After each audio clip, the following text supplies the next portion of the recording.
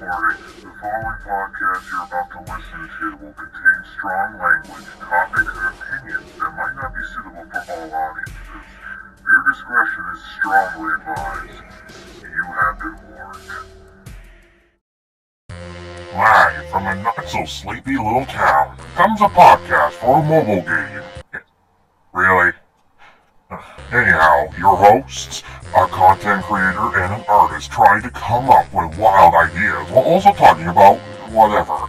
It's the Goosebumps HorrorTown TerrorVision Podcast!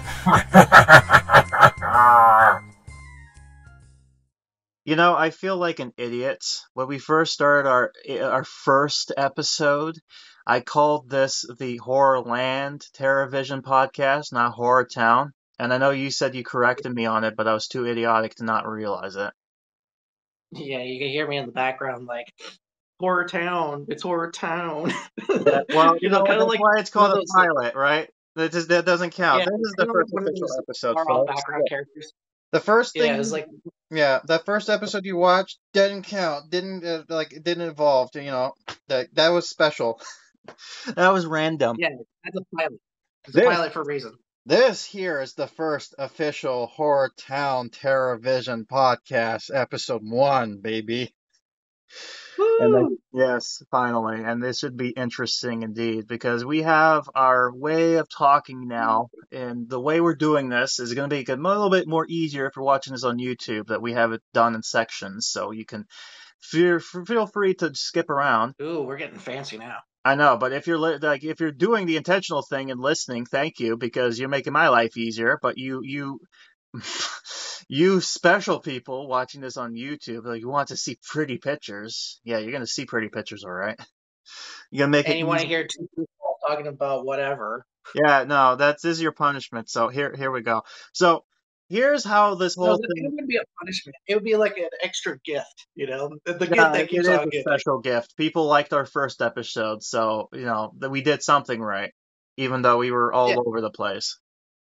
So I mean, I kind of like that we went all over the place. now I know It you was kind liked of fun. it. I don't. That's why episode 1 became episode 0. We had no idea what we were doing. Now we do. So here's how it's going to work, folks. The first segment, like this here, is basically going to be talking about the non-official stuff, basically news, things that usually talk about the brand, maybe, or anything of interest that we wanted to chat about. So if you're not interested in this, then you can go to the second part. Second part, we'll be talking about current updates. And unfortunately, at this point, we were waiting patiently. Nothing happened. We are expecting that this is going to be event 30. I'm assuming. I would be very upset if that turns out not to be the case, but I'm going to be hopeful that that is. So Right. we're assuming that that's going to be for episode 2 that we'll be talking about sometime maybe around March. I guess we'll see what will lead into there. So we got that. So yeah. So because we don't have an update to talk about, we're gonna instead, because it's the month of Love Day. We're going to be talking about past holiday events, the holiday Valentine Love events we got going on. The two in particular, basically being that of Valentine Night Fever and our beloved Valentine at Poison Lake. And no, we're not talking about the other one that happened last year. That doesn't count. We're waiting until a special Yeah. book pops, and then we'll rip in a new one. But for now, it gets all easy. You'll most likely rip it a new one. I'm probably just going to be like devil's advocate for a bit. Yeah, I already memed it already. I kind of already did the meme. I did a short basically on this 1-year anniversary almost. I mean, technically it happened in March, but I did the memes. I know. See, that's the thing. I'm the meme guy. I'm the dead meme guy. I bring the dead meme graveyard. So there you go. The third part of this episode is going to be the fun part. That's going to be when we do our fanfic. Basically, this is where we take a book idea, either suggested by you lovely people or just from our own, like our chaotic brains, to think of an Our update own that would twisted fit, imagination. yeah, on our own imagination to fit with this game, how we would do it. And if you know me, and I'm assuming you've watched my stuff before, so you're familiar with the whole special episode of the God, I can't even remember my own update. Shock 2 dropped dead. Yeah, there you go. Don't worry, I have pretty bad memory too, so Yeah, you're not the I only one know. on that front. It's late for me over here. But during that time, I kind of showed people the behind the scenes of showing you that, yes, I wasn't joking. I did make this update. Look, here's the story proof about it. So you get to hear old pal I Grim, actually enjoyed it. yeah, doing all that stuff. So this is a treat for you to see my creative juices that are not getting used here anymore. So you know what? If they want to use it, great. If not, then oh well. Someone can do it in the future. So that's that. And then the last segment is basically going to be a closure where we basically give you, like, this is where we usually talk about whatever little things we want to do. And then that's usually when we give our teaser to what the next episode is going to be. But we won't tell you exactly what it is. Instead, we'll give you a little hint. Like what I used to do with when the events is. But now they're closed minded. So now they don't want to talk. Because people spoiled and leaked from their other games. So now everybody suffers, including me. They don't give me an ending. Well, I wouldn't say that they're closed-minded because that's not exactly a correct term. I would say secretive Yes, or kept under lock and key. yes, they're being protective. That should be the correct term for it. I'm not closed-minded is the wrong thing. I'm sleepy. Okay, don't ignore me. I'm tired. Oh, Okay. don't worry. I have something that'll cheer you up. Don't worry. I'll bring it up later on as No, we don't go you on. dare. Don't you dare right now. Okay. All right. Let's just get on to this because I know the good people want to hear the Goosebumps stuff instead. So, speaking of Goosebumps stuff. Let's get right into the news. No, we're quoting Keemstar now. I mean, I guess that's not normal. I did the funny no meme of screaming, so we're referencing meme culture now. Yeah, do you remember that, by the way? What episode? Like, I did that on the, what do you call it, the Dead of Night thing. It's like, are we gonna see Keemstar? Oh, yep, there he is, and then you just hear the scream. Oh, that actually gave me like a really funny idea for like a meme idea where like I don't know how often you watch SpongeBob or any of the newer seasons. I'm familiar with it, but I haven't keeping up to it. Okay, so there's like this one Oh, you just got lost. SpongeBob and we would get lost in like some kind of Wonderland type space, and like there's like a whole bunch of doors and like square Oh yeah, no, I to the know what you're door. talking about. That they actually end up making the whole like the red like Suicide Squidward real, but then Yeah, but then they but then they replace it changed with it to something. baby Squidward. So it's like yeah, no, Yeah, but instead of that, just have like the fucking gnome going, oh, and then like Square screaming like ah. yeah. I need to put that. I need to put that gnome whoo somewhere. I don't know where though. I have to save it for I something. love that. Like Woo! the gnome just makes me smile every time I hear it. Yeah, I'm gonna make sure to do that every time. You know what? Next time I do the gnomes, I'm gonna make sure to do the whoo, thing. But yeah, I have to record that. But anyways, yeah, funny memes. Yeah. Well, by the way, this was viewer discretion is advised. So, Ricky, you're allowed to smoke and swear, all right? But don't make it. Please, I don't know about please smoking. keep Yeah. this civil. We don't want this to turn into a circus, please. Only Ricky, no one else. But who doesn't love a good circus? God damn it! Just stop. Do, do, do, do, do, do, do. I already did clowns last time. We don't need to do it more. We need to move on. Okay, let's continue. We're already losing track Yes, here. homie. So, Do, do, do, do, do, do, do, do, do. That's it. I I'm going to clown college. And none of you can Yeah, stop. stop quoting. You're already doing this. You're already ruining my plans.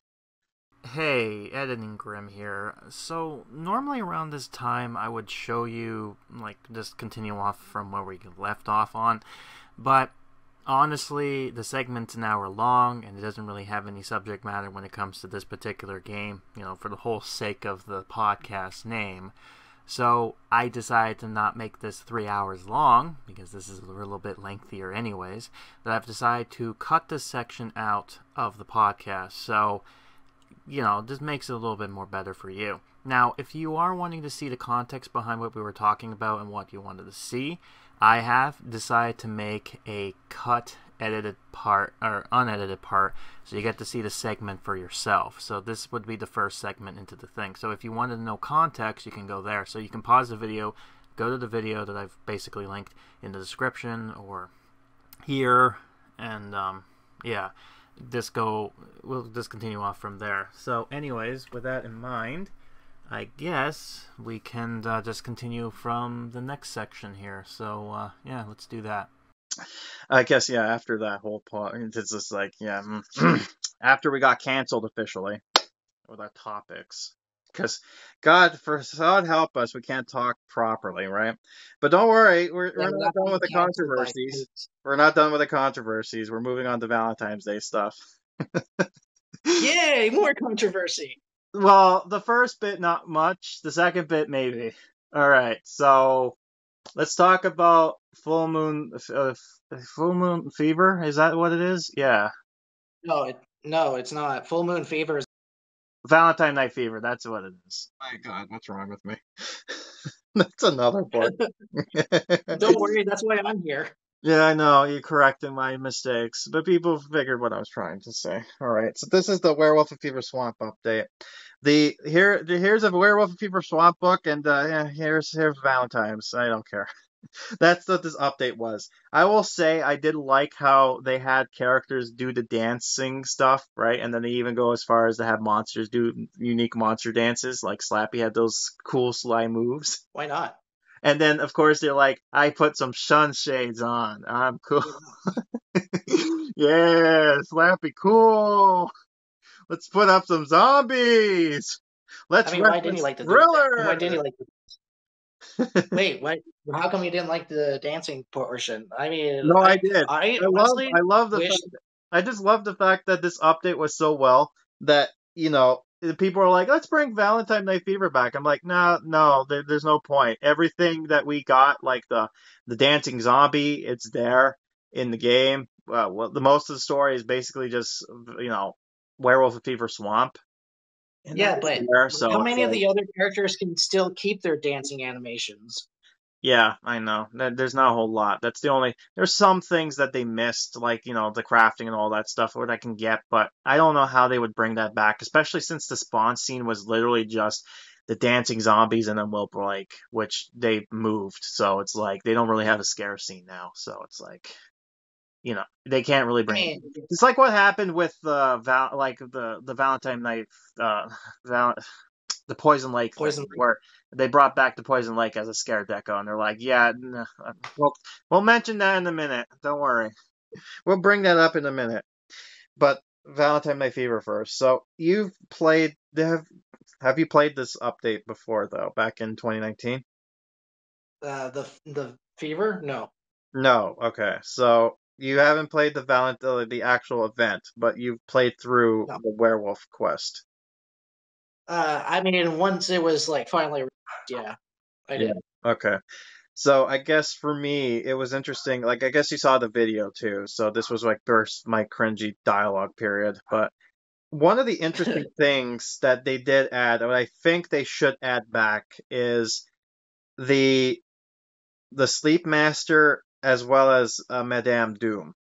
And what was interesting about them was that they were actual contest winners as a design contest. Yeah. And what was funny is the person who did the Madame Doom the actual drawing, I actually commissioned her to do my avatar. So I thought, why not? If they like her, then so do I. And then she also did something for me for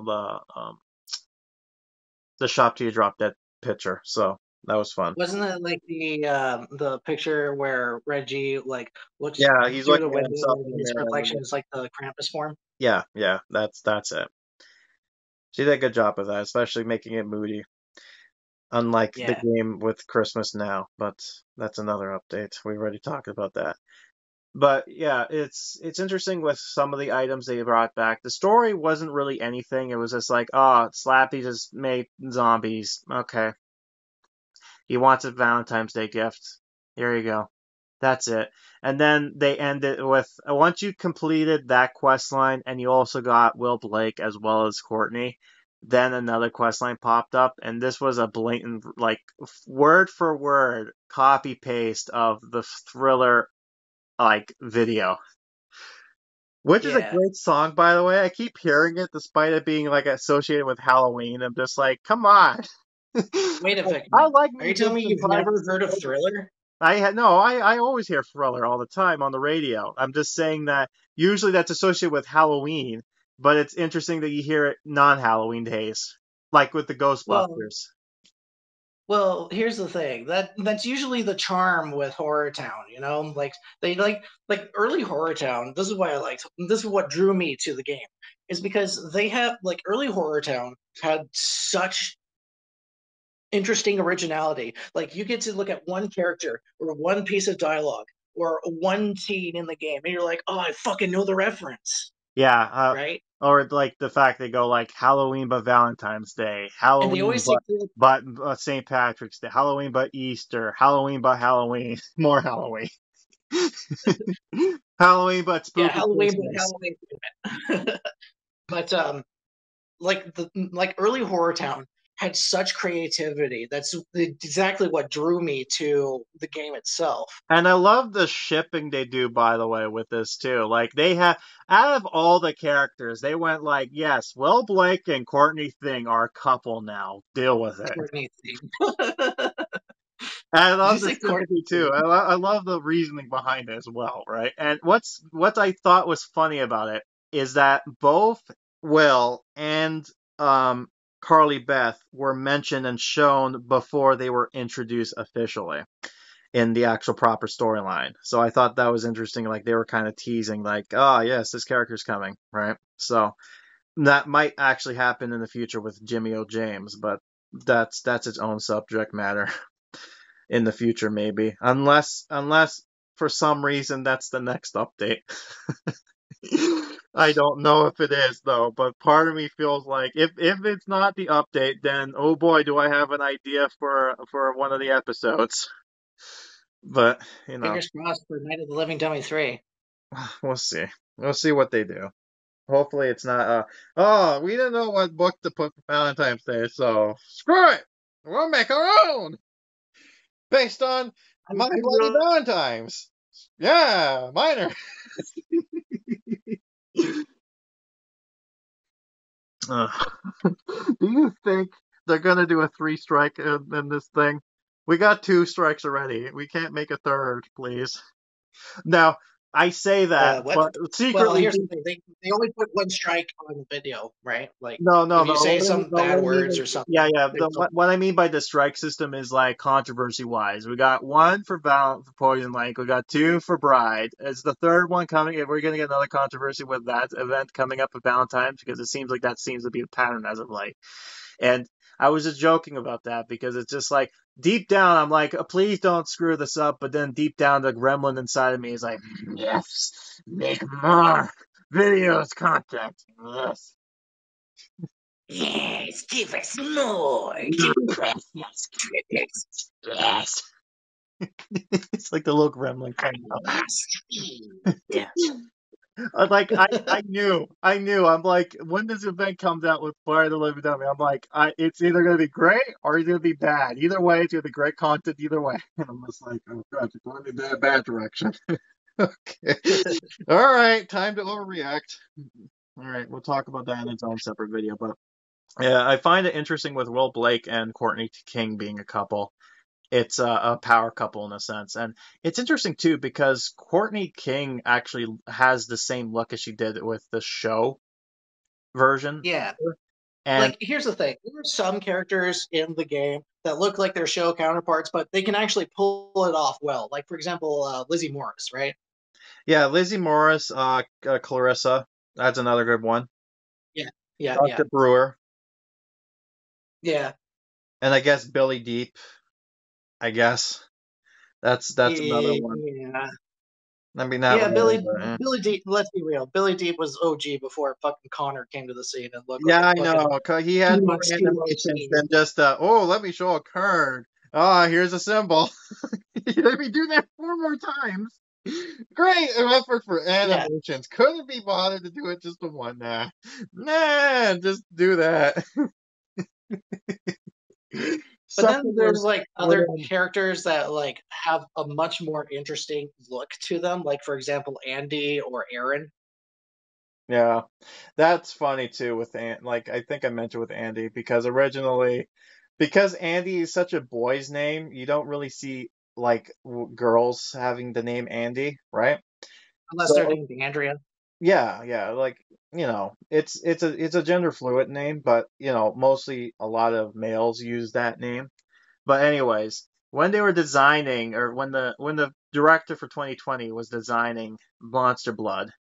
And the reason I brought up Monster Blood originally was because it was like, well, I like the idea of like wasteland stuff, like Mad Max. Why don't we do something like that? And it was like, yes, Junkyard. Let's do that with Monster Blood. And it just so happened that conveniently enough, that's when the pandemic happened. So it's like, hey, we can tie it in. They're in lockdown because of the Monster Blood. See, commentary. Look, it's this happening in real life. It's just like in a game. But with Andy, originally he drew like he had inspirations for like, all right, let's have a punk guy, and I'm just like, Andy's a girl, and he's like, oh yes, you're right. Let's change that to a punk girl, a punk girl instead. I'm like, okay. So he I decided. really like. I cannot get enough of the design of Andy. I She's really good. can't. Yeah. I love it too because it's like in the original story, Andy and Evan were both the same age, like 12, 13, which is usually the age demographic for the stories anyways. But in this version, it's Yeah. like, nah, Evan is smaller and Andy is like an ant, or I guess young adult, I would say. Yeah. Old Kind teen, of like, young adult, let's say, right? yeah, somewhere But around that range. someone Because who's able to drive apparently an Evan ant does and refer to drink her as an beer. ant. Right. I love it. And she is known to drink. Yeah, I swear, as soon as I saw her, I'm just like, I thought of the Anarchy song, and I'm just like, I gotta put that in there somehow. And of course, that made me do the "Let Me In" meme from Andrew Audrey show. Let me in, let me in, because that was the first time that the Questline got locked out for freemium player. It's like, well, you gotta pay us money. I get why, but it's like that's kind of crappy to do still. Right, but it's not, yeah, but getting a bit off topic with the whole thing. Like, we'll talk about Monster Blood in its own separate video. When if for God forsaken reason we don't get an update next podcast episode, we'll talk about Monster Blood. How about that? Yeah, sure. Okay, we'll do that then. All right. So, anyways, the power couple, Will and Courtney. It's interesting how they kind of they partnered them two up. And I love. I was watching somebody who was. I think there was another guy who did like game reviews stuff. He did review stuff, but he also did uh, videos basically talking about like Goosebumps when the first year came out, and then he kind of dived off. I think he does other stuff now, honestly, but that's his whole. We already talked about controversy. We'll just leave that alone. But uh, regardless of that, he was laughing when he saw Will because he said that looks like Johnny Bravo. Like a And I'm mom. like, he kind of does, doesn't he? But if anything, he has the 90s stank all over him. The shirt, the glasses, the skateboarding, all the cool guy effort. Like, I love He the just like animation too, with radiates him like fucking him Bart being. Simpson right Yeah, there. I love one of the animations, basically him doing the loitering, but he's standing on top of like they haven't made it so he stands on top of the actual like lamppost, like, ooh, bad boy. And of course, he has his werewolf form and him doing cute things like eating food and then going to bed like a big doggo. But Well, apparently in the game, it's canonical that he reviews like dog stuff. I mean, So it makes sense. I mean, what if that makes him money? Okay, sure. there's actually something that I wanted to do with Will Blake with one of the concept ideas that I have, but unfortunately, that's not going to be the topic of this video. But in like a future episode, I love when that this also. when it's brought up. I love how this is one of those episodes where it introduces the character before their actual book comes into the game. Like Courtney King was associated with the Werewolf of Fever Swamp, but her book came in later, and the story continued off from there. So this bit was basically like Marty was trying to scare Courtney for some reason, and because Marty's a dork. he does. I love when he comes in with his monster form. I love what the game designers did, by the way. I love what they did here because they're like, if you played the winter event, the Attack of the Christmas Presents, you know that Marty got his monster form through the monster skates. But they also threw in, in case you weren't there to play through the event, they threw in the idea of, I'll go to Seder to get like a potion, like maybe to help me get more monstery. And they're like, I see what you did there. So it's like, in case you didn't think the monster skates were the real thing, you can say, the potion made him the monster.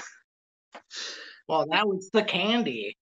Yeah, I love too that I was so pissed off when I saw like, this is a cool form, and then he goes scare Mrs. Marr, and it's like him in his bully form. What is this? What am I? We ended up getting this monster form as Full Moon Fever, but because I bitched about it. But yeah. So I love the bit when he comes in monster form, and then she had nothing to say, and he's just like, "Yeah, you look as scarier when you were back then, like as a kid." And it's just like, wow. Yeah, that's. And he bumps into Royal Blake, and he's like, "Oh, what are you doing here?" But what's interesting too during his quest line is that we find out that apparently him and Wolfbane had a scuffle, and it was only because. Apparently, Conrad got attacked by a werewolf, and Will is not the werewolf in question, so that makes you wonder if they will open that up to, like, say, werewolf skin or something like that. Because I've had an idea where the character that might have attacked Conrad might have been one of those MacGuffin characters, like, someone who wore this skin and attacked him for some reason, but we don't know who. Yeah, I feel like that would be like a really good idea. But but the question is, will they do it? Will they do it? Who knows? The game. We'll probably add that to the list of things to add in case they don't. We'll just make our own version. Well, it was on a list from the fucking pilot episode. Yeah, I feel like, you know what we'll probably do is, like, I'll probably put up a poll to say which book would you want me to put up there. Like, I have a bunch of ideas. Like, the problem is there's so much ideas we can go ahead and do, but it's just that's why we made this podcast, because we're getting to the bit where we don't do that. So I'm trying to think, is there any other topics to talk about when it comes to full, like, Fever Swamp or with the Valentine's thing in question? Because I don't think there's a whole lot to talk about with that. I mean, we haven't really touched on much of Poison Swamp yet. The scene itself is interesting, though, that they introduced there. Like, they brought the whole land in there, I think, after the fact. Yeah, it was interesting, too, because the next update in March was actually You Can't Scare Me. So it was interesting how they kind of tied everything in together. But then the guy left, I think, sometime in June or July. So then we got the mess that was the Welcome to Dead House and Please Don't Feed the Vampires. So that's that. I mean, I wasn't really disappointed with Dead House because I actually, unpopular opinion, but I actually enjoy. You enjoyed what? Dead House. Yeah, I know, but what you meant by that, because you got cut off there in the recording. I said unpopular opinion, but I actually enjoyed I meant to say I enjoyed the events of Dead House. The events and story had no problem. Like, when it says when it was the worst update, I don't mean it like story or characters or anything like that. I don't mean it like that. The monetization and the way they handled the update was god awful. Here's all the stuff you need to do. 2 weeks. Good luck. Screw you. And then what pissed a lot of people off with vampires is that people rushed themselves to get to the end. It's like, finally, I got it. I made it. I did it 2 weeks. And then all of a sudden they're like, last day. Hey, 9 days left. Here you go. It's like, no warning, whatever. They just threw it out. The only thing they should have done that first thing when people were complaining. But no, they did it last minute, which that's why that. Like, the only thing I remember made me just say, you know what? No, this is the worst update. This was the It worst was. handle Like the ever. Packs were expensive, especially for Yvonne, because her pack didn't come with the items she I mean, needed, so you had to buy more. It just came off wrong. So of course they did the meme with the talking heads. My God, what have I done? Yeah, I still love that bit. But oh yeah, that and the oh man, oh God, but oh yeah, man. I actually, but Um, I actually enjoyed the events of the Dead House. yeah, I mean, Dead House was a little bit of improvement from the other one, but not by much.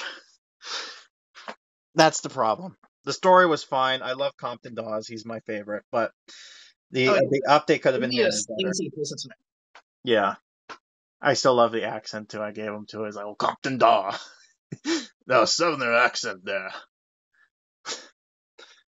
Anytime And he I comes love the across. Better Call Saul concept behind him too. I love that too. I love the fact that his little billboard is like a little Pip Boy thing going on there.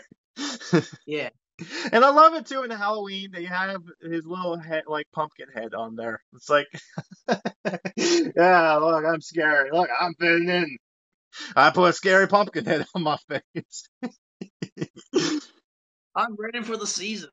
Yeah, yeah. That's the one thing about I Love Horror Town is like when it comes to Halloween, they just celebrate everything. And winter, they're like, nah.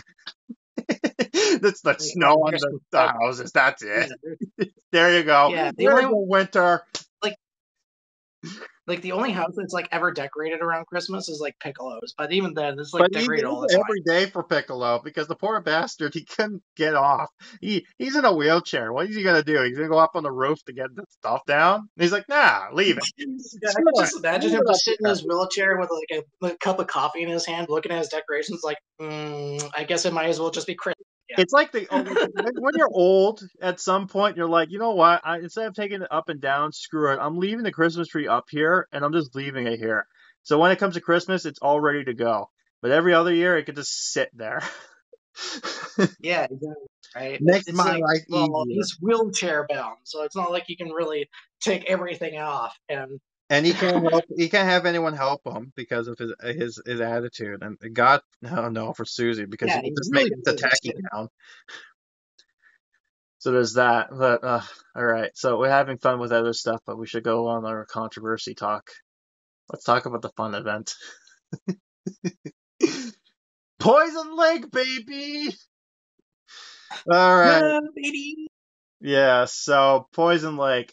A lot of people like I critique this as well, but it's like there's nothing to do with Poison Lake on there. And to be fair, the original book didn't have much to deal with either. It was one of those last chance books, and the gimmick was like, oh, there's 4 different paths you can go through. Like in one adventure, the Poison Lake is actually real, and you get poisoned. And the second one, it's like, oh, it's just a name, and it was actually hidden pirate treasure. The third one is like, oh, spooky aliens, and then the other one is just like, oh, mud monster, but the spooky lake monster. And it's like, I guess what are you gonna do with that's that? kind of where they got the. I guess that's kind of where they got like the recolored mud monsters then, eh? Yeah, Just from the fourth. I love that lore.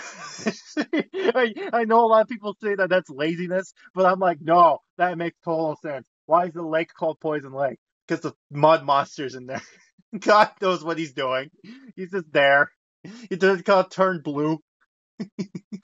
It's like, well, but why is it called Poison Lake? You don't want to know. And you see I like a don't mud know what monster he's doing down leave there. out of the fucking swamp with like a little This lake newspaper. tastes like butt socks, but it tastes great. It tastes addicting. I'm curious as to why the fucking townspeople made a fucking soda out of it, you know? Because Like, money. it seems like a really Because weird money. Why concept. not? Why not do that? You know, you were shilling with the ghost product. If anyone can drink anything, why not lake water? Yeah, but it doesn't fucking taste like ectoplasm. Yeah, but that's the fun part. Unique horror town flavor. Yeah, but it's not like, fucking Ghost like goes out of their way to like grab like the most fucking toxic water they can find and then throw it in a drink. Yeah, so this 2020 started the downfall of Mayor Johnson's arc, which I love. But basically, she's like, let's flood the promenade, and then we'll put a hotel in the middle of the We're gonna island. drink the So God swamps. help anybody who's stuck on this thing. And then yeah, we'll just have it there. But then no, but the real star of the show is their OC Ellie. And the reason this was added, and I know I made mention of this, where it's like the person was teasing a lot of this stuff, and I kind of showed it off in my revisited special, as well as during the event. But one of the things he did was he showed Elvis is like, you're the devil in disguise, and I'm just like, and the promenade in the first year when he did that New Year, New Gear thing, he kind of hinted at what the event was going to be, where he's like, here's an angel statue, and on the other side it's the Yvonne statue, and I'm like, because the whole idea was, well, when you think of Valentine's Day, you think of like Cupid, or like those little angel things that kind of shoot the arrows and make it love, right? Well, why don't we do demons? And no, not just any demons, succubusses. Yeah, succubusses. And let's Oh yeah, make they're them like like anti-church. school children. Yeah, that's a great idea. Spread their own version of love. Like, that's what I hated about it. It was just like, come on, man.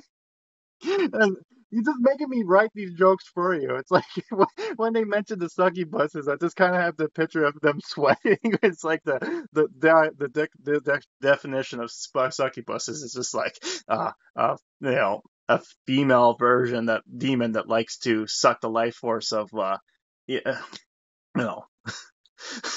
I don't want to talk about it.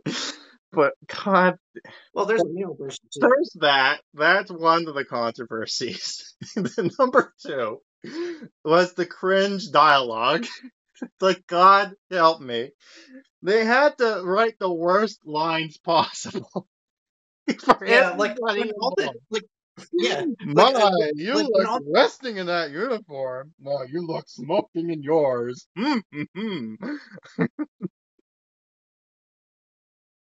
Oh, God. between the characters like admitting their love to each other, it just reminds me of the fucking Sonic 2, where Sonic proposes to one of the characters, Rose Chu, like, "Oh, you are my love." Jesus. I love that bit when during that time this song hurt.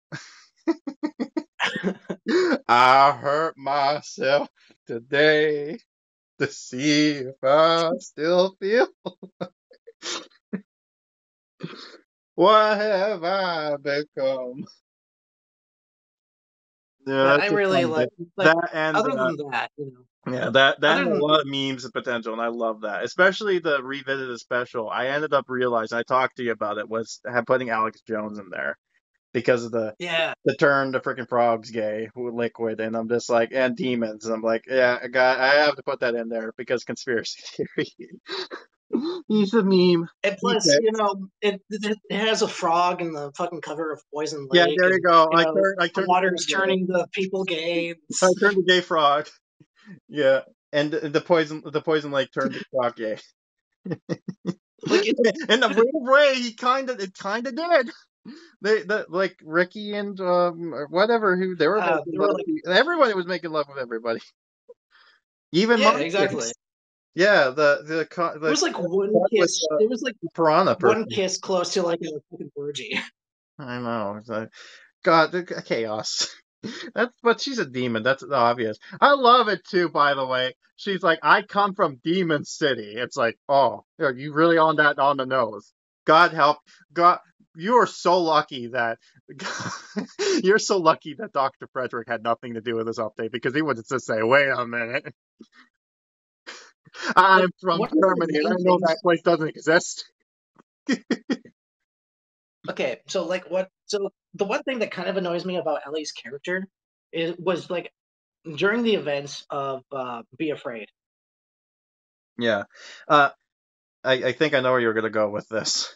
But one thing I wanted to add with Ellie, as far as her design goes, her demon form looks great. her human Yeah. form doesn't look bad, by the way. She fits the whole like, ooh, I'm a cherry happy girl, like florist. But when I first saw her, I'm like, she reminds me of something you see in Midsummer. I don't know why. It's just a foreign character that looks like that. I don't Demon know. form isn't too bad either. I like. Nah, like her drawing demon was great. Her actual in-game model, on the other hand, with the big open maw, I don't know about that Yeah, one. yeah, that Ooh, model is just fucking she gross. could get. I don't want to think about that. Hmm. The model for that was just gross. Yeah. But yeah, you're talking about the whole. Yeah, let's talk. Let's make fun of my where my character comes from. But be afraid. What did you have problems with her in there? Okay, Because she was a feminist. okay. So let's get this out of the way. Hmm. She's from hell, right? This is a hell of a boss all over again. Yeah, she's from hell. What Like is it with this? it's pretty damn obvious. What But what is like, it what with really it? annoys me, is that there was a section in the dialogue of Be Afraid where uh, I forgot who was running, but they were like trying to do a whole feminist agenda thing, right? Yeah. Like, See, folks, we're not crazy. We talk about subject matter that does fit with the game. You should have seen. You should have stayed longer. You should have known. You should have known. Now but you anyway, know. but anyway, so Ellie is like involved with this political group, despite the fact that everyone like she's like, oh, all the female demons are uh, mistreated and everything, and I'm just sitting here like, You're in you're hell. from hell. Everyone is mistreated there. Yeah. It's fucking You're not hell. special. And it's like she name drops a demon. It's like I don't know who the hell that is, and I don't care. He's not here. Um, I don't care. But yeah, no. yeah, But okay. So, want to talk about and the like, elephant? You want to talk about the and, elephant? and Okay, you go. well, Go. before we Go ahead. do, Go ahead. I want to branch off to like Mrs. Mark and Yvonne for a moment. Oh, okay. Yeah. Yeah. Yeah. I think with Mrs. Marr, at least he tried to not make Saying it or like, doing the whole. you know. Well, here's the thing about Mrs. Mark. She's like, oh, like we've been hidden, like, female monsters have been hidden away and being dictated by man or by men. And I'm like, well, weren't you just liberated by Slappy, who is considered a male? Not only that, but the males also had to hide for their monsters. So what the hell is she talking about? So yeah, exactly.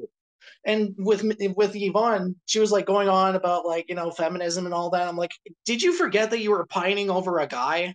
Yeah, I'm butting in here again. I know. You gotta love editing Grim here. Hopefully this will be the only time you'll see me ever in these podcasts. But anyways, at this point we were rambling on and got into Canadian politics because we're both Canadian.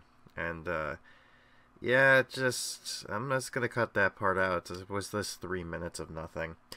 But, there was something that came out of that. Canada politics suck.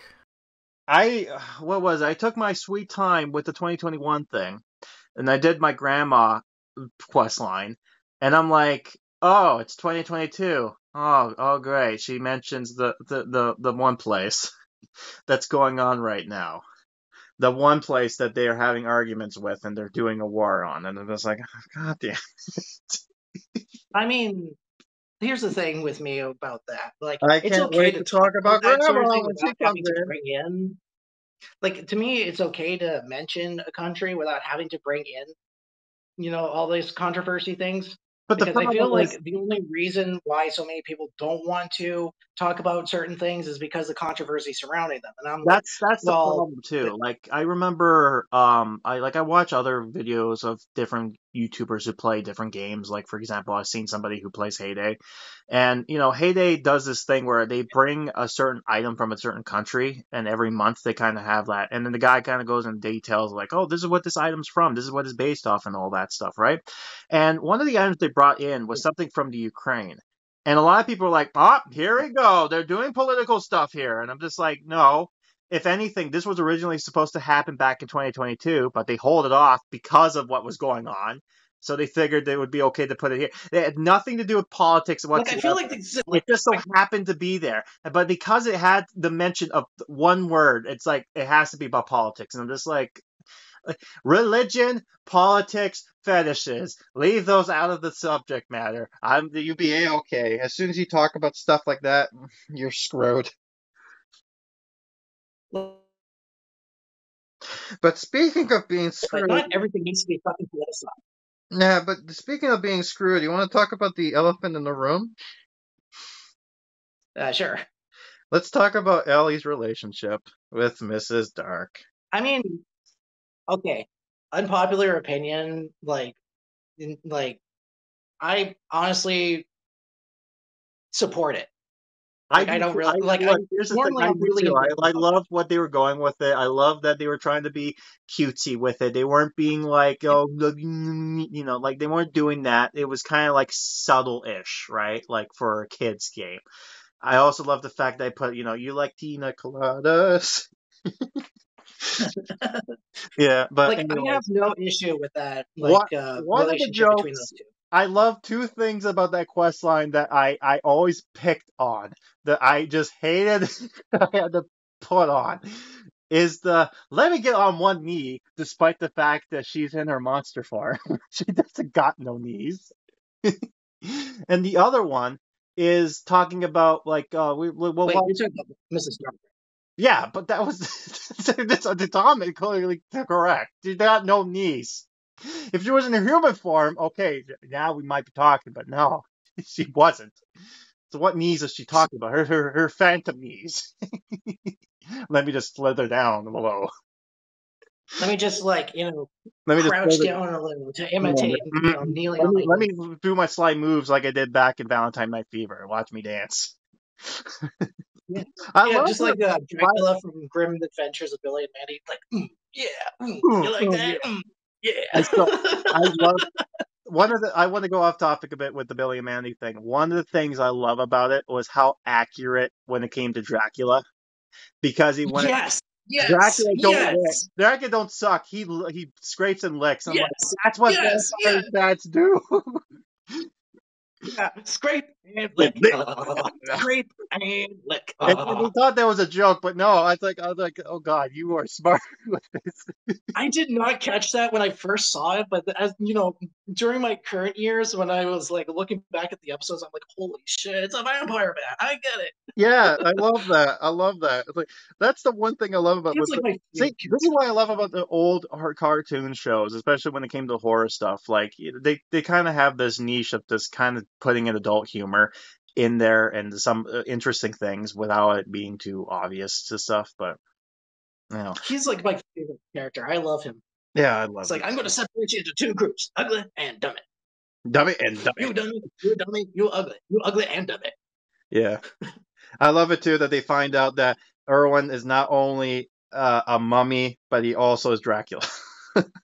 Oh yeah, he's a mummy. He's a Dracula, and he also is. He was something else too. I can't let me remember. Erwin's like the fucking mishmash of all these different monsters. That's the thing. Yeah, I mean, his mom must get around a lot. Yeah, I love that. That's great. It's like your mummy's a mummy. That's the stupidest joke, but okay. But yeah. Anyways, with that whole part bit, yeah, I have no problems with the whole Ellie arc like there, and this kind of opens Mrs. Dark to be bisexual in a sense because because she's still technically married, isn't she? I don't know. She's not with her husband, so either the theory is they got into a divorce because her kids are old, or he died. We don't know any confirmations yet, so it's a fan theory of what it could be, right? So, but technically, because here's the thing, she was hitting on with Walter, so we know that she is into dudes, right? And she also, you know, she had kids, so she obviously swings, you know, if not, she's bi-curious. Let's do that. But yeah, but needless to say, or was bi-curious technically. Yeah. But the other thing too with the controversy, not the really controversy, but one of the funny things with the quest line was the fact that they talked about going to see the creature from the Black Lagoon, which I'm surprised they didn't really do any parody with that, but they might in the future. But they're like, Yeah, oh, but we they hate didn't when the really do that creature with drowned. Chucky either, but still. It's like, oh, the creature drowned. I'm like, what do you mean the creature drowned? He goes swims in the water. How did he drown? Die, maybe I could see that, but how can a creature that swims underwater drown? Well, I mean, yeah, true. Yeah, see, I'm pointing out flaws. Anyways, it's interesting. But one of the funniest things is that like they had this like the person who made this update, I wanted to make sure to let you know that this whole thing he wanted to do, no, this is canon, because in the other update, the beast beneath the sink, which had nothing to do with beneath the sink, so that was a failure on Yeah, that part. that was a major fucking disappointment with that I one. know. I was Like, I was upset about expecting the that too. drool. I was like, what the hell, man? Like, And this is used. there was, like, Well, lack of drool. the monster can shrink and grow. Oh, he can be in the sink. It's like, no.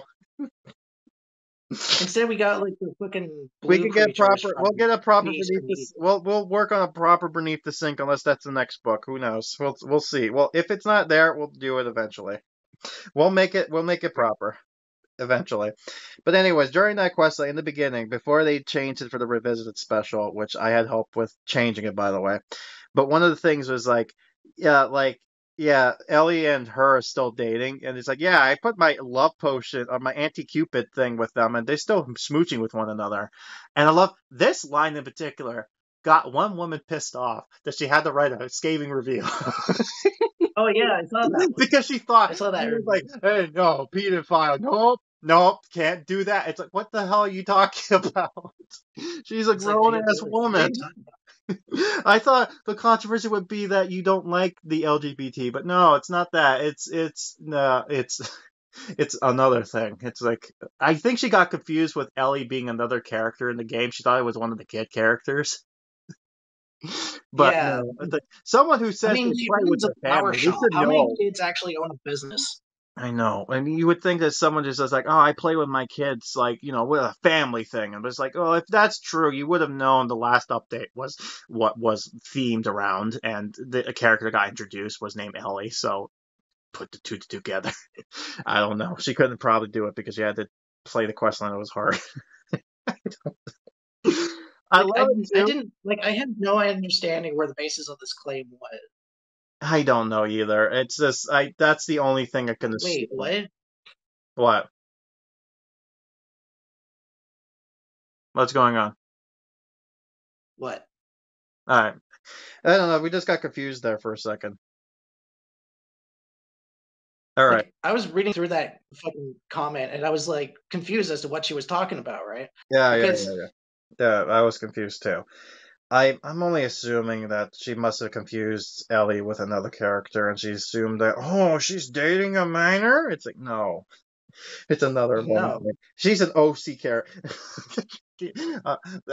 Speaking of, I didn't believe what we did when we were talking about Hazbin Hotel. We didn't talk about the whole $50,000 thing with the Oh OC yeah, character.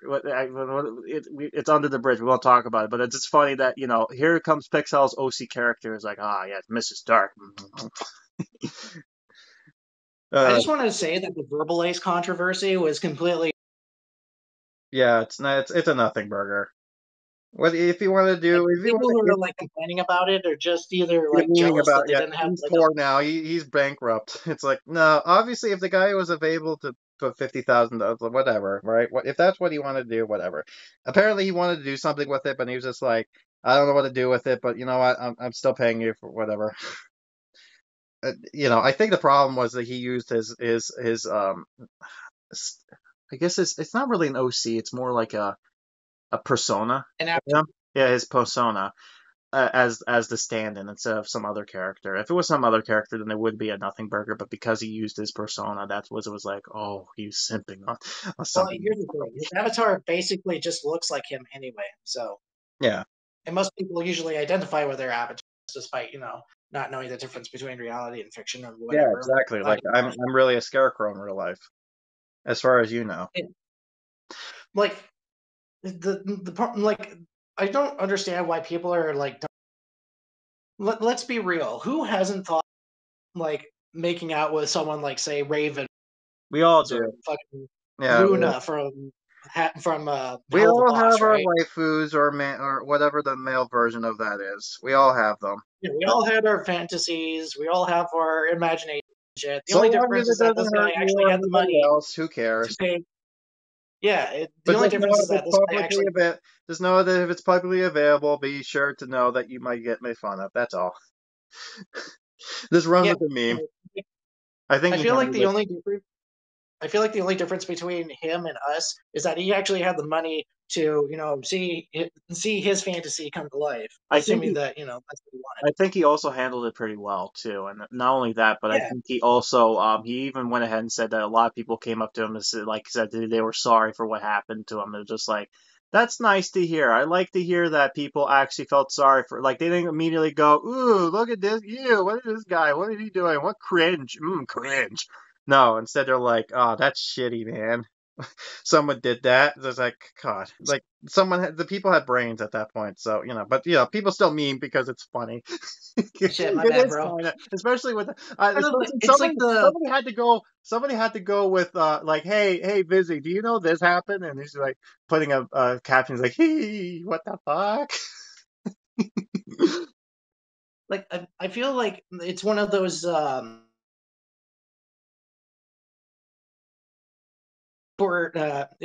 situations like similar to like he who is without sin cast the first stone sort of thing, Yeah, it's what it is. So there's that. All right. Well, I don't know what else to talk about with Poison Lake. I think we talked mostly about stuff with Poison Lake. I know the items they craft were interesting. They didn't bring all of them back though for the revisited special. I think they only brought back the ones that were used for the the quest line. So like the drink Yeah. is not there. Apple strudel, the monstrosity is not there. The heart in the box, which by the way is a real human heart. By the way, where the hell did she get that from? That Do we that want to makes it know? more morbid when you think about it. Do we want to know? No, I don't want to know. But yeah, like I Not think one of the items romantic. It's like, yeah, in a weird monster way, I guess. Let's not bring up that one of the idea. items that I thought was really interesting when it first came out was the fucking creepy pasta. Like, I love what that. does They that have have to have a anything to laugh. do They with have anything? to have a laugh with that. They're like, ha ha, creepy pasta.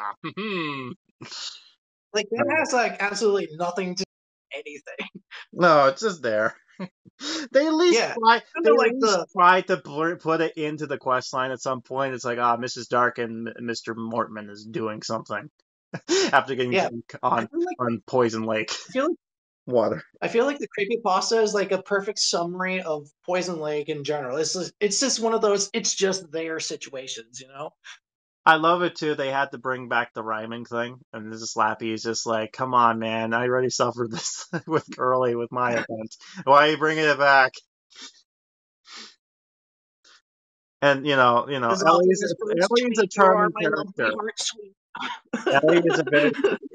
Ellie is a very charming character. I will say that, and they did a good I job. I feel think like a I lot should of make people a like comic her. of But that now. I yeah, feel like I should make a comic of that now. why And not? just Why have like not, one man? of the characters. And you know what? Maybe by the time I would show that off during this time, that would have been interesting. But we'll see. We'll see what I happens. just have like one of the characters rip off a line from Sonichu. As often as birds tweet, you are my lovely heart sweet. And then Slappy just reading the Speaking of with the Sonichu like, Sonic 2 thing, remember we were talking about the whole, army heart, like the whole thing? That turned into a meme all of a sudden. I started seeing all the people started doing that. Chris and Bob argue, except this. Except they're gnomes, or they're in a circus, or it's Steamboat Willie. And then I'm kind of like, oh yeah, I love those fucking memes. Those are great. What if they do a Horrorland version? It'd be like Curly, be like, okay, everybody, this is not your introduction, because this is dead serious. The picture I posted with Eric Applby's real face. Big Sal and Scholastic are angry at me. They're mad at me. It's my fault. Yeah, you have like Slappy just walk up to him. I'll send everything in my power. You get that damn picture off the internet this instant. And then I'm like, working I'm working on it. I'm I working don't know on what it. I'm doing. I don't know who to talk to. It's out of my control. Oh, I fucking love those memes. I love that turned into a meme. You started with one idea. They're like, you know what? No, we can make this into a thing. That's like one of the funniest interactions. And then at the ending, when like Chris just screams, "Now, now, now, now, now!" Screw Harry Potter fans.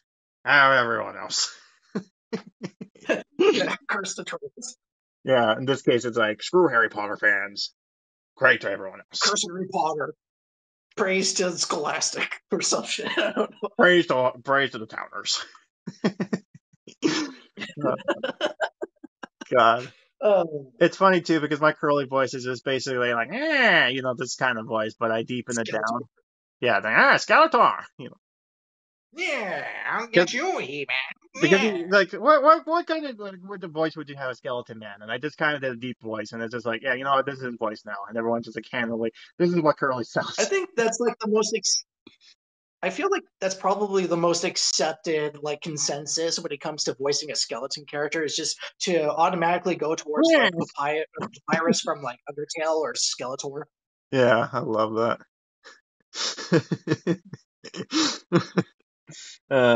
Anyways, I think that's about it. I don't think we have anything else to talk about with this whole subject, are we? No, I think we could just move on to the next one. All right, let's move on to the next one then. All right, well, after that long special, let's go ahead and do another one. Let's make this into a trilogy. Let's make it to Lord of the Rings special. Let's come to the main event. What you mean make it a Lord of the Rings length movie? I mean, in the sense that we've been talking for almost 2 hours now. This is longer than part 0. Yeah, I know. Anyways, let's try to make this not as long. The key word being. I mean, we'll try. But, me and my mouth. We'll just end fourth part being like, all right, bye. All right. Now then, the whole point of this. I'll try, but me and my mouth. Yes, I know. The whole point of this whole thing, where TerrorVision comes in, not just the fact that it's terrible, but the reason we do this is because, as you know, I like making up stories and ideas and stuff like that, as well as you do as well. So this is where I was just about to chime in with like, oh, really? You do? Well, me you too. Well, yeah, do that with me because I did it with you with the sponsorship. But yeah. Anyways, with that in mind, so let's talk about the Cuckoo Clock of Doom. Now you might be wondering, why the hell did he pick the Cuckoo Clock of Doom? I'll tell you why I picked it. Because according to you people voted on my thing when I said, hey, which of these books would you like? Would you like the Cuckoo Clock of Doom? Crystal Lake? No, not Crystal Lake. Cold Lake. Crystal Lake? Yeah, Crystal Lake. Jason Voorhees. Oh, no. New monster character. Yeah. Just have like imagine that. That would be interesting. Mass killer. I mean, to be honest, he could exist. Freddy Krueger does. So it'd be and Chucky. So and also the Candyman and Pennywise. So he's just list a whole bunch of monsters. You know what? Who are you willing to bet that he will forget that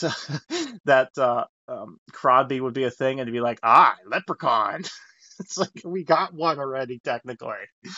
I mean, I feel like Crombie was already inspired by Leprechaun. That's what I'm saying. I'm saying that he's like, what's a scary like Skate Patrick thing? It's like, Leprechaun movie, and it's like, well, did you not know that we have one? Anyways, whatever. We'll see what happens. We'll see what happens the next update, which is unfortunate. Anyway, as you were about Cuckoo Clock. Cuckoo Clock of Doom. Yeah. So anyway, I said that Cold Lake, not Crystal Lake. The Kill Mama. The Legend of the Lost Legend and the whatever update you want to do, right? So far, it seems like the company decided to go with the fourth option, made their own story. But you people wanted to see Cuckoo Clock. I don't know why you wanted to see Cuckoo Clock, but you did. I don't know what you think was going to happen when you added that story in, because that story is very odd. I love in the story too, in the actual episode, like at one point the kid goes downstairs, sees the clock's not there, is like, stupid! It's like, don't you say that to your father. No, not him stupid, me stupid. We were gonna get the clock, it took years from now.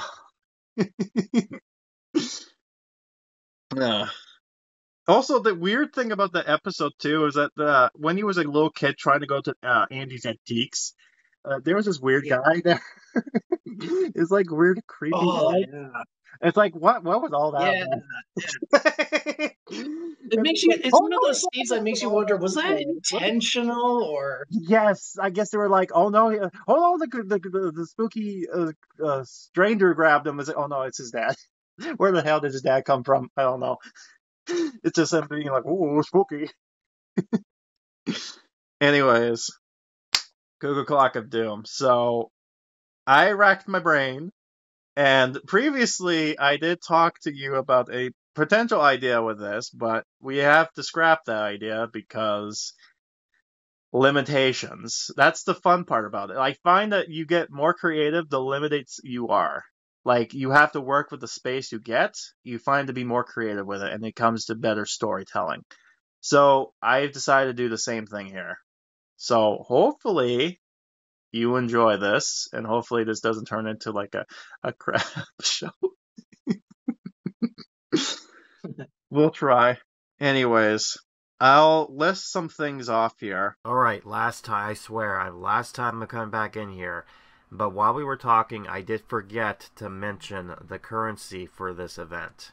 The idea of it originally was going to be some sort of hourglass, like something spooky, like a spooky hourglass. That was kind of like what I was visioning for this update. So yeah, now you know. All right, I'm going back now.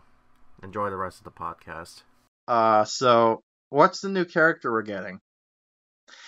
I've decided that. Okay, well, you take a guess.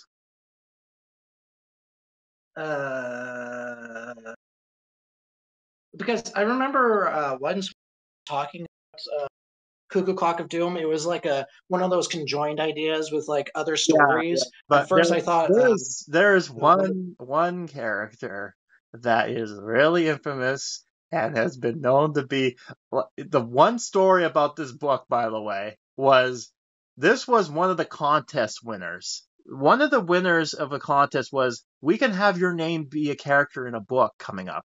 And it turned out to be Cuckoo Clock of Doom. So R.L. Stein's like, what do you want your character to be? It's like, I want to be a villain. And he's like, are you sure about that? He's like, yeah. It's like, okay. Are you talking about Terrible Tina? There we go. Tara Webster. But Tara. She's not a child. She is roughly probably Andy age, let's say. And does she have like Andy aesthetics? Because I feel like that would be cool. I would say so. Like, I would say that she has the aesthetics of looking like she's a troublemaker, but most adults will look at her and kind of be like, oh, I don't know. You can be flexible with however you know what, I'll let you be creative with it. You can have her look as ever you like. And then I'll explain and be like, this is what Tara looks like, right? Because the thing is, so I'll let you design that. So, but the thing is, there's a twist with that. Because when we introduce to Tara, one of the things you might notice is when they mention her, they put it in Dr. Evil quotation marks of Tara. Why? You might be asking. Well, you'll find out. That's. I feel like that would be kind of weird to just have like quotations on her name as opposed to the terrible part, I mean, you could do that too, but that's terrible. Yeah, but there's a reason for it. You'll see.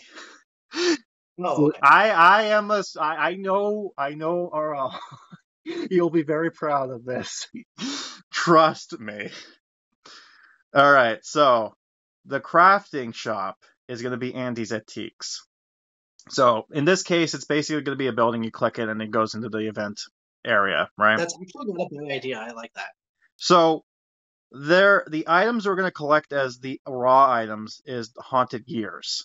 Now, as far as haunted gears go, they could use currently right now. Adams have this steampunk event going on, so they can obviously just copy paste it if they really want to save on resources. But they can do their own creative thing. I figured haunted gears because you're thinking of a clockwork, so that's something you would think about, right? So that's just one thing. So let's talk about the craftings that you'd craft. So one of the things you craft is a how-to book. How to what? I don't know. It's one of those how-to to dummies books. It'll make sense why later. Dummy's Guide to this and that. Exactly.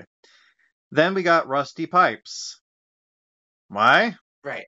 But because, again, in the story, I'll try to, like, when I tell the story, it kind of paints some sort of picture. So then we get... Okay, I have a question, though. Yes. Does one of the crafting items include face or cuckoo bird? Yeah. In some way, shape, or form. Okay, go on. Okay. Now then, we get to the next item, which is the crafting. So you take the how-to book and the rusty pipes, and you take the haunted gears. Now, the haunted gears, because it's a raw item, you get to collect. Now, you might be thinking, if you're familiar with how the events have been going so far, they've been doing this 3 items, then you put those 3 items to make one third big item. But the problem with that is that limits them to 9. They can only do 9 new items per se for crafting. So the problem with that is that it doesn't feel so like first of all, it doesn't feel rewarding enough. It feels incomplete.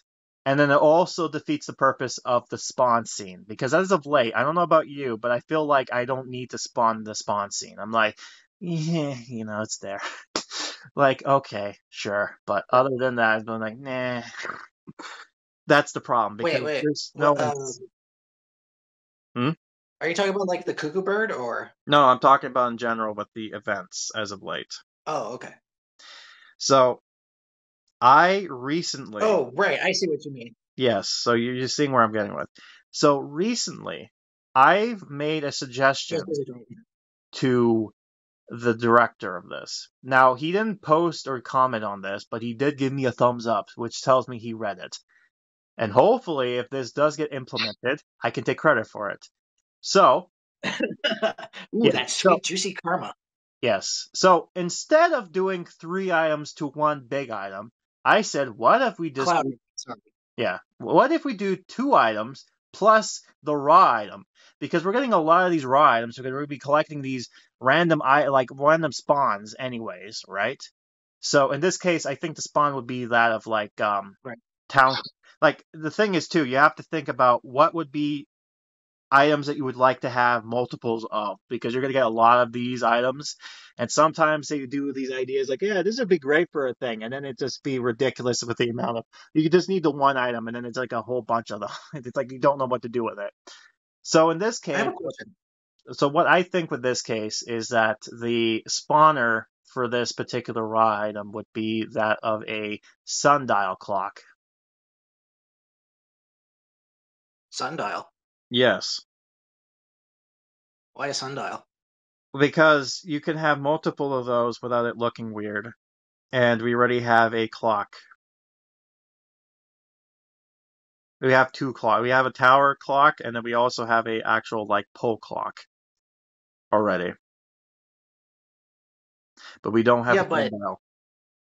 But if it's one of those items that drops the common... All right. So I'm not... Okay, so I wasn't really 100%... Okay, that's what I was thinking. I wasn't 100% on the idea. But I wanted to see, what do you think would be a good spawn, or a supplier, I guess, what do you call them? What would be a good supplier for these haunted gears that would make sense to have multiples of? So think about that. Well, first of all, it wouldn't be a sundial, because a sundial doesn't even have any working parts. Well, neither does... I mean, you can make it a steampunk sundial with funny gears. I don't know. I don't know. What? Okay, what would you do? But having gears on a sundial just seems kind of... Okay, it's What would you It's suggest? like trying to put ice in the boiling water and expect it to be cold, right? Okay. What would you suggest to be a good spawn item or a supplier? Well, I would probably. I can't say junk box because we already have one of You those. see, this is where the fun part. This is why it gets created. This is why it starts to. You have to think creatively because we have to work with what we got. So what else can we do? Well, from what I can recall, there were like items from other events that you can use into current events, right? Yes. We also Like for have other games example, that we could take. So. the junk box. It Mhm. was originally used from Haunted Halloween, but we also get to use it in Monster Blood. Yeah. So I But feel the like problem is with that is if that as we soon as incorporated, yeah, what I was gonna say is if we do that, then what will end up happening is that when they bring it back to a revisit special or a special book, then that item gets deleted off of that profit. Like you don't get to have that anymore. That goes to another book. That's what I've seen happen before. So it is an interesting idea. It saves them on resources, but then you're limiting that. So now it's like it's not going to supply with the next if you're bringing that back again. So that's the only issue with that. well, I feel like a good supplier for that would have to be something a little bit more mechanical than a sundial. That's what I'm thinking too, but I'm thinking what exactly would be. But here's what I was going with because the problem is I was thinking of having some sort of junk pile of sorts, but I'm trying to think what would be creative enough to be a junk-ish pile. Like I'm thinking maybe something that would fit with Shock in a sense, if you know what I mean. Hmm. Like a bunch of like not really robotic parts, but yeah, you know what? How about, Screw it. It's how basically about, Shock's junk. Let's just call it that. Shock's junk. That's what we're buying. That's what we're supplying with.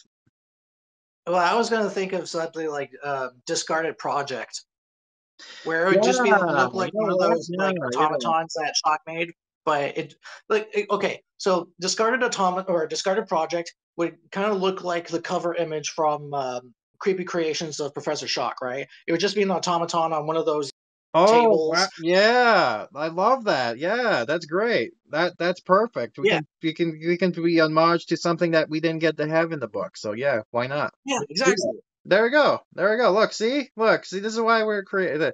So there we go. We got a supplier. All right. Yeah, discarded project. Yes, we got our craft thing right. So speaking of that, the actual supplier in the plaza is actually going to be It's About Time. It's about time. Yes, it's a clock What's store. that? Oh, it's a clock store. Yes, from Danger Time. Okay, fair enough. Fair enough. And there's a reason why for that. And I'll make a mention of it later. Anyways, getting back on subject of the crafting stuff. So yeah, so instead of taking 3 big items to make one bigger item, we take 2 items plus the raw item because we're going to get a lot of those.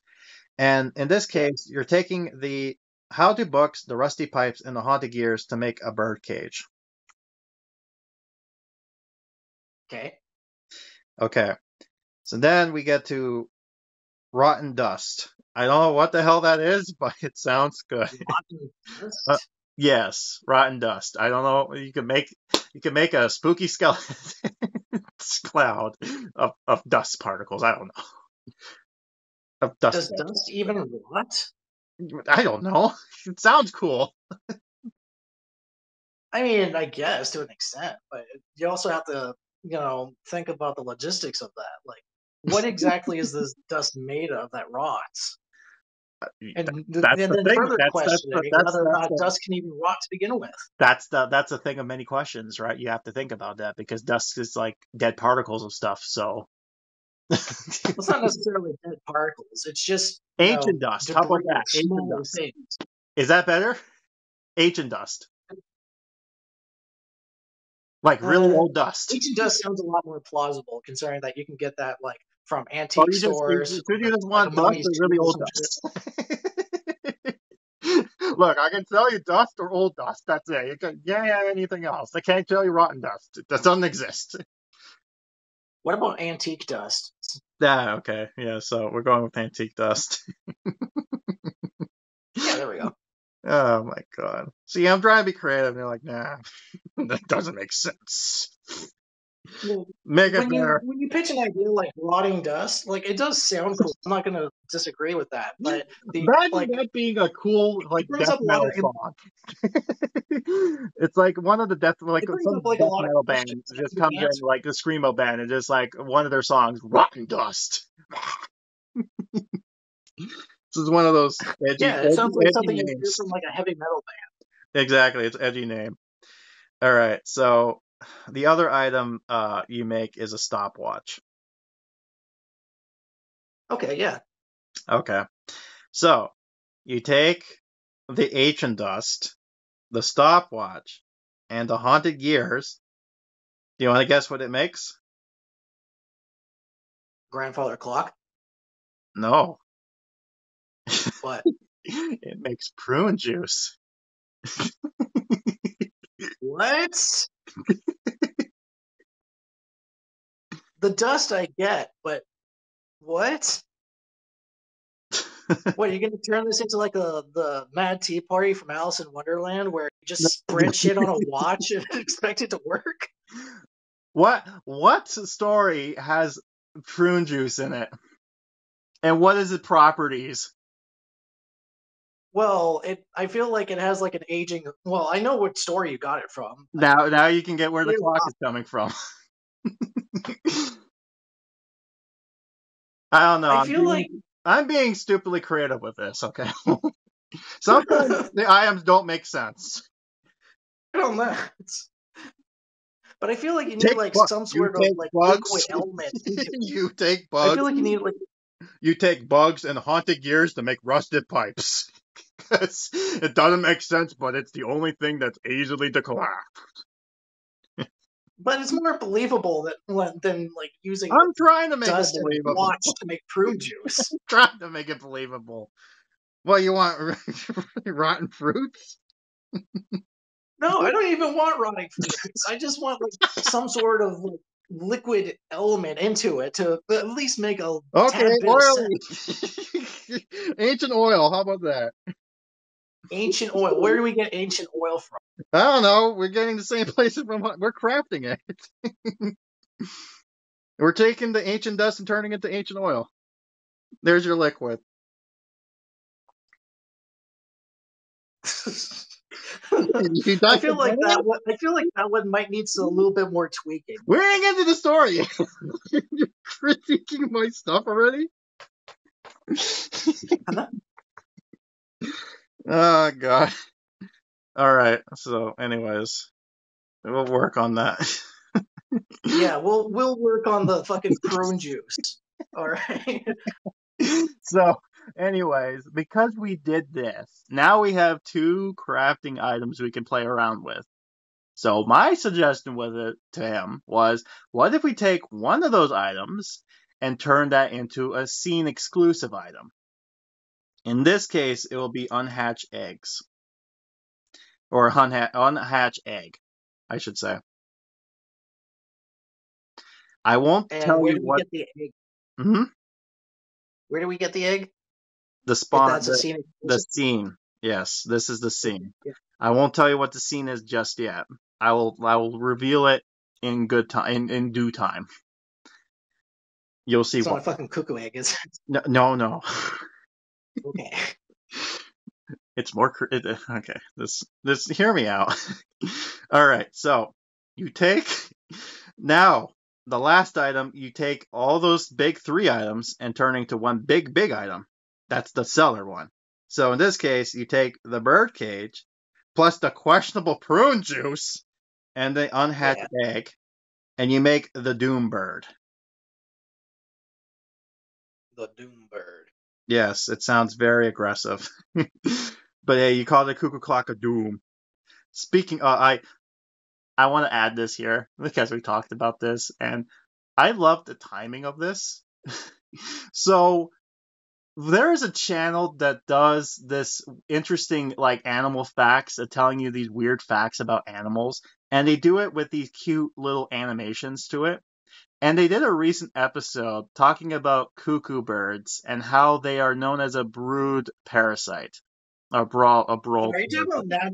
Are you talking about like Yes, I'm the talking about natural the shorts? yeah, I'm talking about that one in particular. The Yeah. so there are birds who like there's a lot of different animals that do that type of stuff. So they're not it's not just cuckoo birds, but it's interesting how the cuckoo birds are that like they're a-holes that they basically just they don't do their own nest. They go to other person's nest and have the other parent raise their kid. And what even worse about it is that the baby chick will push any other egg out so that it's the only one there. So that way that is It gets nature at its finest, by the way. But it's funny meme because it's like you get this poor chick. It's just like I had a nightmare. Bobby was running after me. It's just like, oh, he's a twin brother. I have bad name too, mommy. And it's like, of course, the imposter is a Russian accent.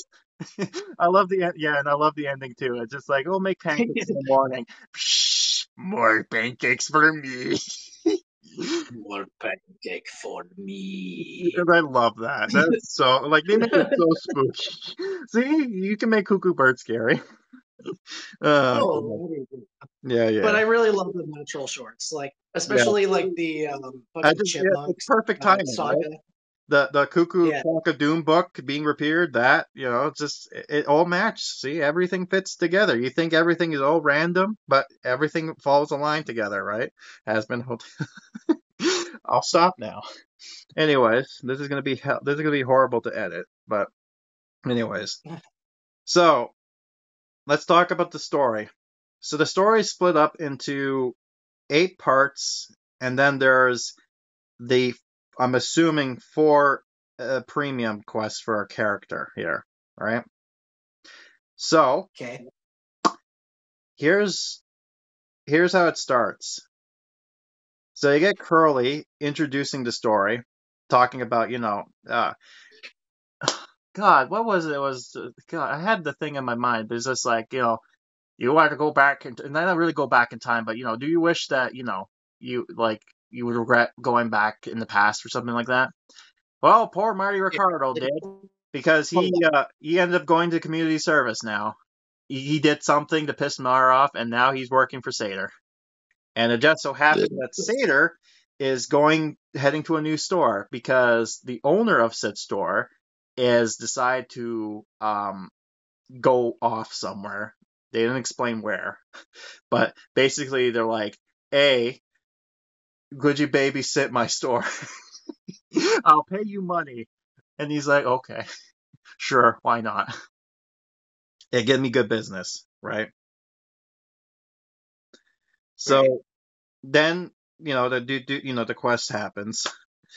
So then in this case, it would probably be like, get to the promenade scene, get the spawn, which is, I guess, this case, the abandoned automaton that we said. And No, that's not spawn. That's the supplier. Yeah, and then get a haunted gear. So that's the first thing. Then, later on the quest, and then after the quest is done, he bumps into Mortman, right? And he's like, "Oh, Mortman, what are you doing here?" And he's just like, "I just came back from this antique store. It's like, this is great. I brought in my old book back, and I came back, and it's brand spanking new. Like, this is a steal. I'm gonna bring all my books back, And he's like, "Oh, okay, that's weird. All right, I'm assuming this is the place, right?" So then they go in, and this is where we get introduced to Tara. All right. Now Tara is real happy to see Seder, but then she gets bummed after seeing Marty. And he basically says, "Oh yeah, I'm sorry, I forgot to mention that I had Marty come in because he's doing community service. I figured let him help out in the store, I guess, just do whatever, right?" And then she's like, "Right, fine, come back then," right? And when he's like, "Okay, I'm gonna run the store," and he sits there looking at the items. He's like, "Man, this is some pretty good stuff." And then he looks and he's like, "Oh, that's a weird clock. It's this real big grandfather clock.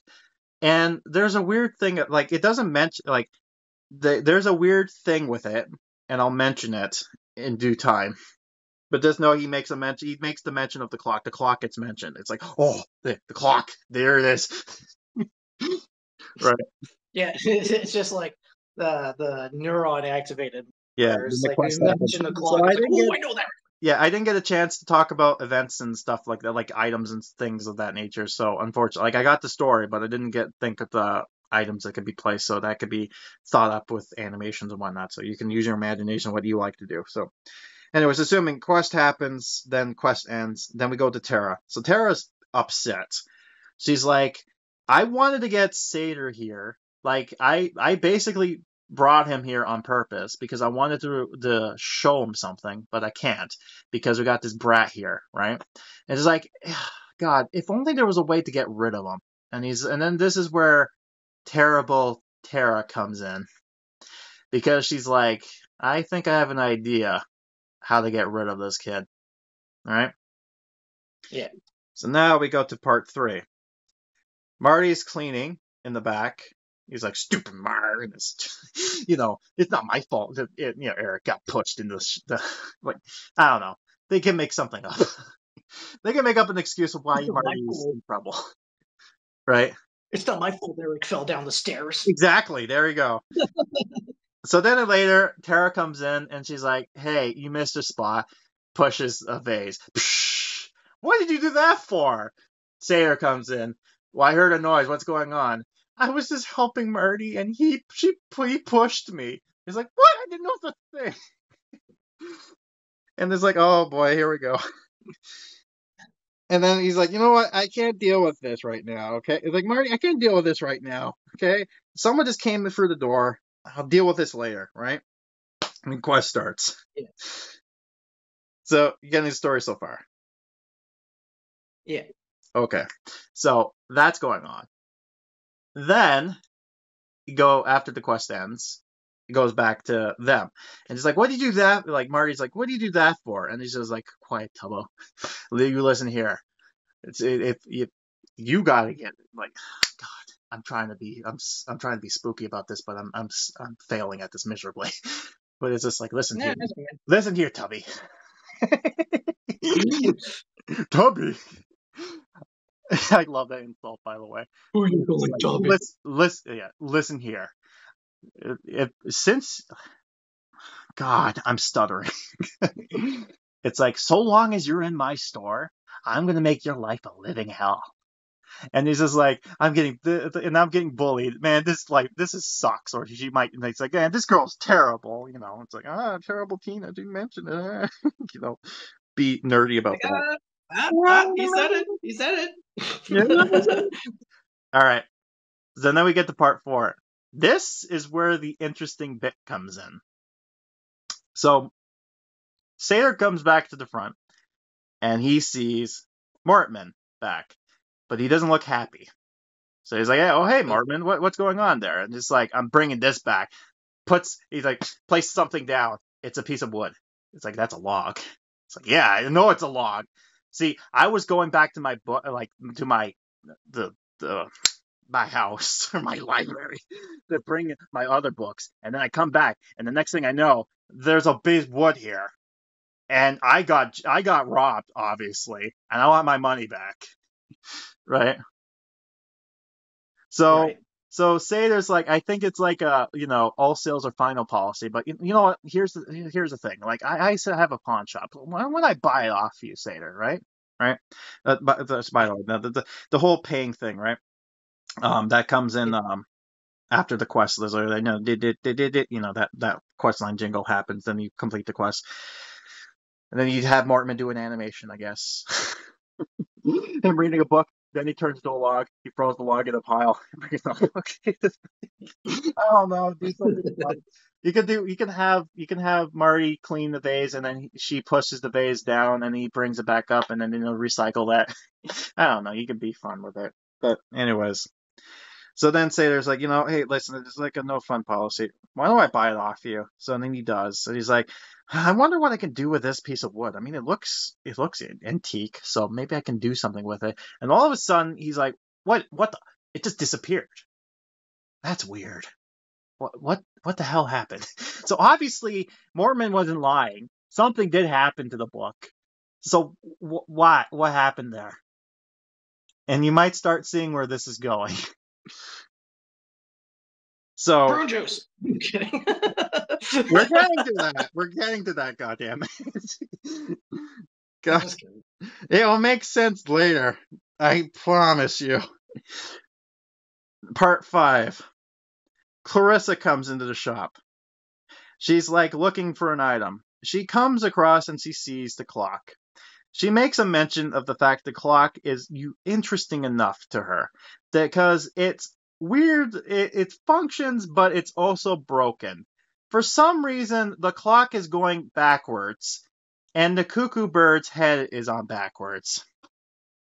So it works, but it's weird. Like, it doesn't tell time properly. But it's novel enough, right? So she's like, you know what? Why don't I buy that off you? And she's like, how much? And it's like, I mean, well, how much you offer, right? So they do this back and forth, and they're like, okay, sold, right? So now Vanessa's, Clarissa owns the clock because she wants to give it to Vanessa, right? As a gift, right? Yeah. Okay, you can see that. So then the quest line happens, like, right? So then later on, we go back to Tara and Marty. Tara's terrorizing him again, right? And all of a sudden... Terrorizing him. Yeah, Tara the Terrible.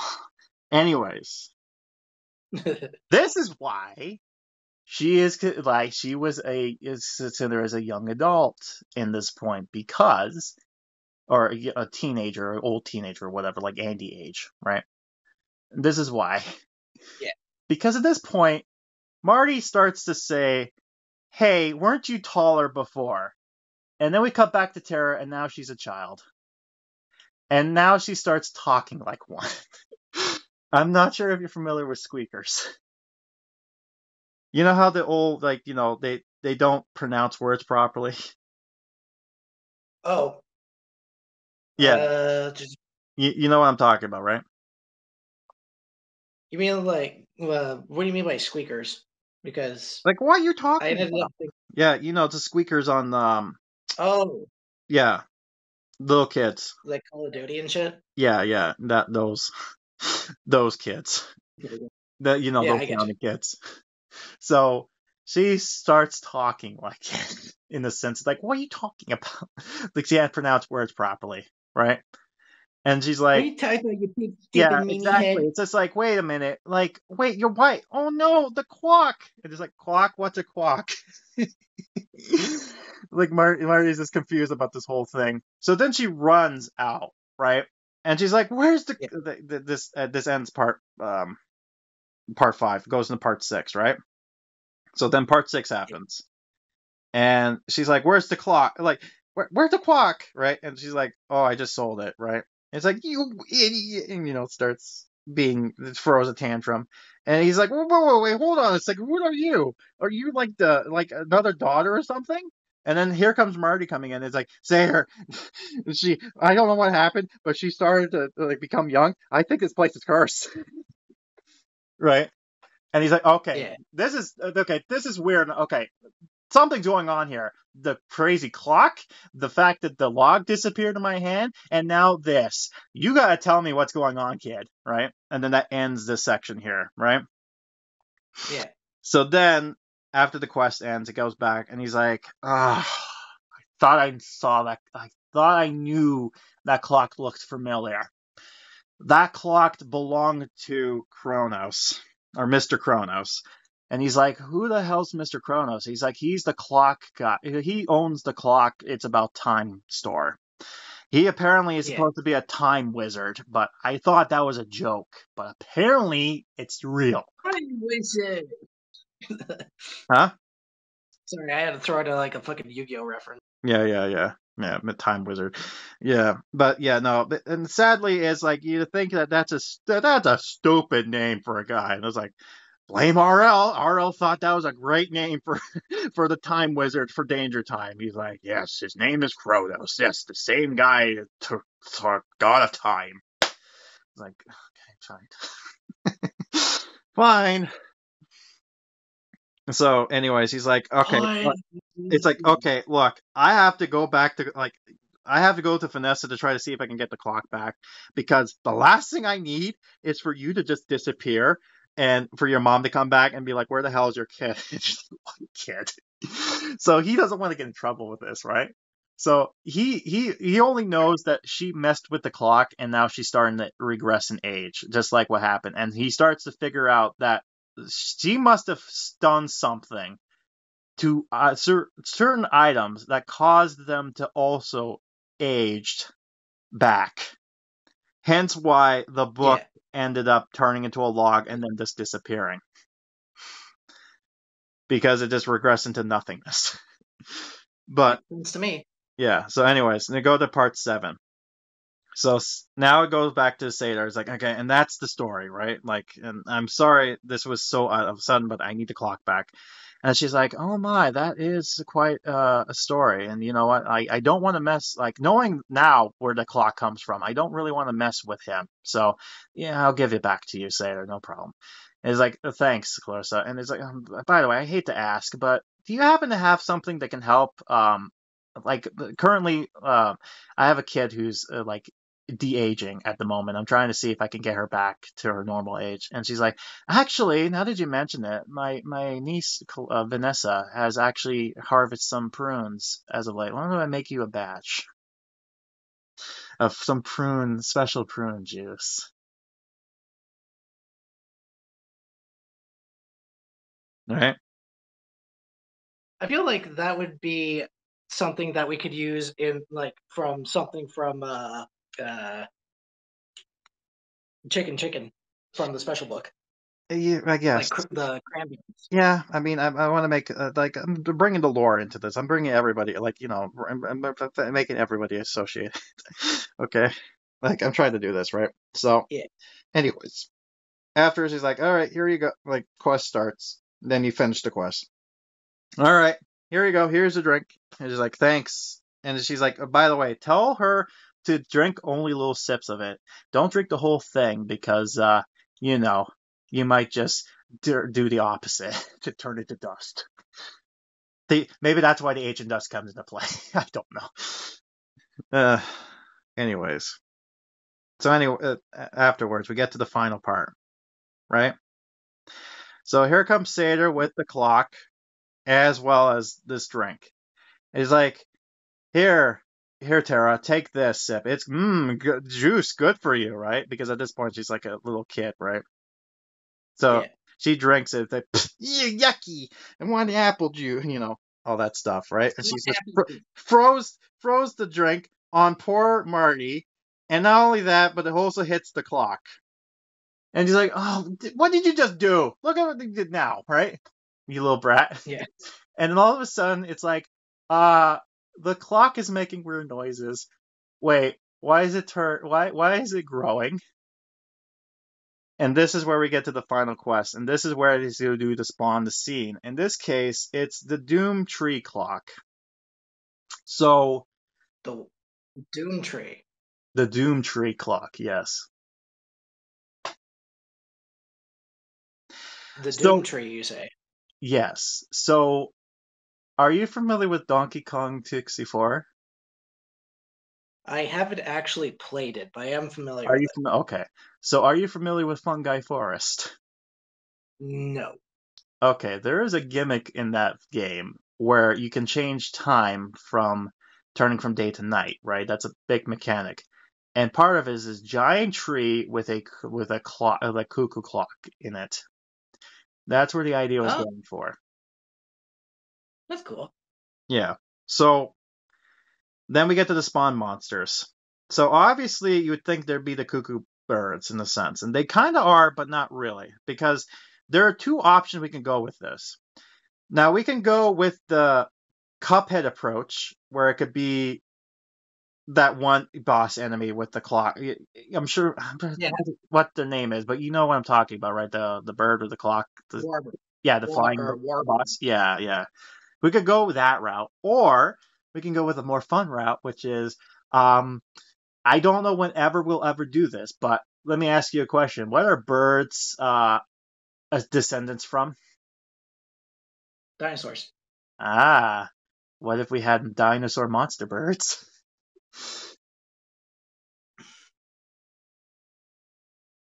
Hmm. That doesn't sound like a good. That sounds like a disappointing. No. Hang on. You're not I'm giving it poo-pooing the some idea yet. Okay. considering Mhm. that these are, considering that this is a large portion of the juice being Yes, thrown at because the clock. basically this screwed up the time now because this clock is going back in time, but now it's going forward in time. So now it's screwed up. So now it grew back into being a tree. But yeah, it kept its prop. I don't know. It's a magic clock. What do you expect? It's just it screwed itself up. Let's put it that way. It went cuckoo. Yes. So the small bird that was inside now turned into a big bird. Multiple big birds. Big monster birds that look like pterodactyls. Hi, a bird. Oh no. Sorry, I just wanted to add a snuffleupagus. Oh no, the worst of them all, the snuffleupagus.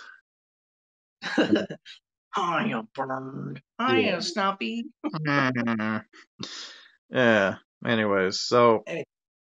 there's that. So that's one of the ideas for a monster, but I don't know what you're thinking. Like, what would you think would be best for that?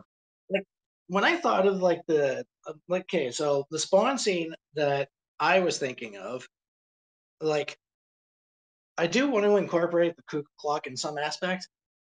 And when I was thinking of the spawn monster, I thought as I was hearing this, I thought like a good idea would be something similar to the cuckoo birds, but they would be like mechanical wind up hopping ones.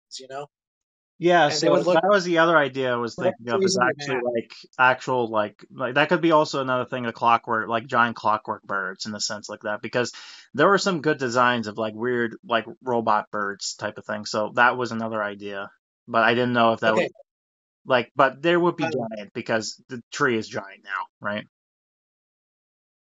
So it's not really because there tiny. was actually a design that I worked on. There was a design I worked on for a card game called Necromasters, right?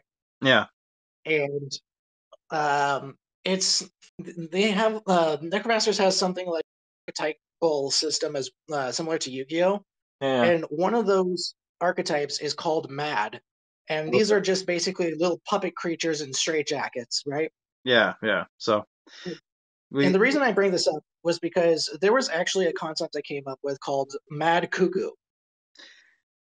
I can, if you want to And turn that into a spawn monster, I can show that up now. I don't know if that's I probably showed something. well, I would have to, yeah, I just have to find it first. Yeah. So, yeah, that is an interesting idea. We could probably do that instead. So, again, subject matter, but we know it's a cuckoo bird of some kind. Could be play with the idea. They probably would be something stupid, knowing them, but I digress. Oh, here it is. All Right. right, So so what I'm let's going try to to, do is I'm going to yeah. So I guess let's try to give it to you. let's wrap this up with the story stuff. But Yeah. let's get to the final ending after this quest line's done. And this is where I quote something from the movie. In any good book, there are 3 arcs: the beginning, the middle, and the twist. So Yeah. what's the twist this time around? Marty age. No, obviously that's an obvious thing going on, but there's something else coming through. Right. So, where Seder is like, well, like the clock, I think the clock stopped. I think it broke, right? I hope you've learned your lesson, young lady. And then he stopped and he looked and he's like, Darla? And you're like, what the fuck? And Oh, this like is a why the cliffhanger sort of. quotation mark comes into play, because it turns out that this isn't Terra, this is Aunt Darla. What the fuck does she have to do with this? This is where her quest line comes into play later. I will talk about it. Just trust me. I know it sounds crazy, but it will work. God damn it. See, the prune juice makes sense now, doesn't it? It's an old story and the Cuckoo Clock of Doom. Well, I kind of expected the prune juice to have like the same like effectiveness as like the peanut butter from Monster Blood. No. Yeah, Kind of did. like, Kind of did. Because the peanut butter didn't really have much of a difference in the story, unlike the prune juice that you proposed. The prune juice is mainly just a little reference gag, but it's because of this other gag that comes up. It's like afterward, she's like, thanks for helping, by the way, and he's like, you know what? No, I'm done. I'm done with this. I'm going. Marty, let's go. And then he's like, but Marty? And then you see old Marty. It's like, what are you talking about? A funny old man talk. You damn young people. Sonny. He's like, that's my life. Yeah, anyways. The old Marty, and then you get Curly doing his little zinger at the end, because of course he has to do that, right? And he kind of mentions is like, oh, so it turns out it was Darla this entire time. Who is Darla? What is her game? Well, I guess you'll have to learn that another time. And then it ends. And then if you were fortunate enough and, you actually were good boys and girls and decided to pay Pixel money, you would have unlocked Aunt Darla. Or I should say Terra, Terra Darla Webster, whatever, because whatever to be the case, right? So, anyways, here's one question I should probably ask. Most of the new characters that are introduced usually have something to do with the spawn monster or the main spawn monster. Yes. Does Terra get involved with the main spawn monster? Yes, but she gets spawned, like basically what happened with the Trapped in Circus of Fear, where the grand prize is basically the add-on, and during that last part of her quest, you get to see the animation in question that she gets involved with. If that helps to answer your question. So I was mainly curious because other examples other than Barbarous included like R.B. Faraday or Professor Shock as being like the boss monsters of their respective spawn areas, right? Yeah. So I was curious whether or not Terra / Dahlia had any by the way, role in that aspect as well. Yeah, and I keep true to the original source material, by the way. Terra doesn't exist no more. See, just like in the books. She died. She didn't exist. Expecting her to be like an existent character. Exactly. See, that's the beauty of it. See, I know my things. I can bring stuff together, unlike the other game developers. I digress. Anyways, let's talk about Darla's story now. Or Darla? Am I saying her name right? Dahlia. Sorry. Yes, thank you, Dahlia. Ah, God, meme names. It's Giovanni all over again. Anyways, Dahlia. So we get to talk about her quest, and it's an old story, right? And it's a nod to the fact that she comes from an old story, but it's an old story, like where the saying goes, like it's like what happens? Oh, it's an old story. Yeah, the tale is old as time, basically. Exactly. So this is where I'm a punny. I could be punny too, Curly. So, anyways, Curly goes ahead and talks about the fact that Darla and Seder used to be partners. And you might be wondering why. The whole reason is because of one line in the beginning of the game when Seder was introduced. Do you remember what he said to the kids? No, I don't. Well, you can trust your old pal uncle. You can trust your old Uncle Seder. So, Aunt is simply the same thing. It's just a thing that they end up doing. It's just it's a sales pitch. It's your Uncle Seder, crazy wacky deals, and your Aunt Darla. That's really what it is. And technically speaking, in the original book, she kind of was a salesperson in a sense, especially with her dealings, like selling old kids to old ladies for some reason. It's just like, Here's- look, I wouldn't you can only exactly. afford. Look, if you want to be aged to young, you gotta pay me lots of money. But if you want old kids, I can do that for you for cheaper. So what would it be? Well, like, the thing about Dahlia is that she was kind of pimp.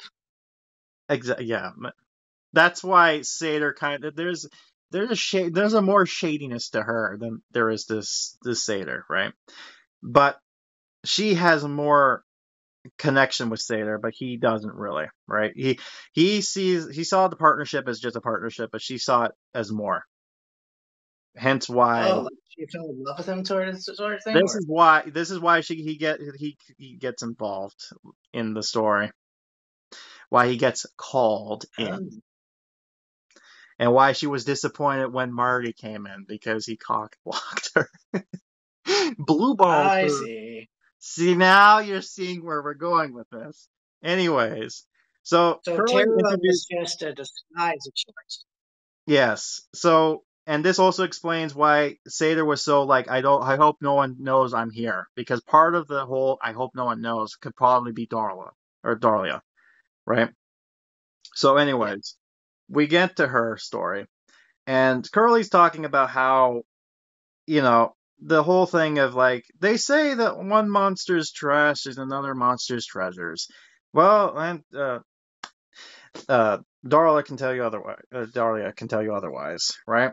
So her business is basically the fact that she takes old crap and tries to sell it off, right? It's kind of like a thrift shop of sorts, all right?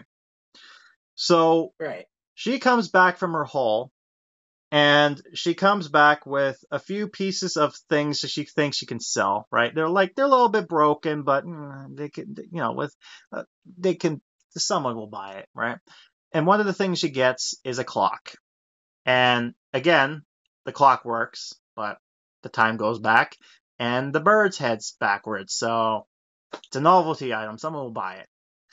So she's like, I don't want to bring all this crap in one at a time. So you want to know what? Let me just throw this crap inside the clock and bring the clock with me. So that way, like usually people do that. They will put stuff into other things to try to like make it move easier so that you bring more stuff in rather than whatnot, right? Right.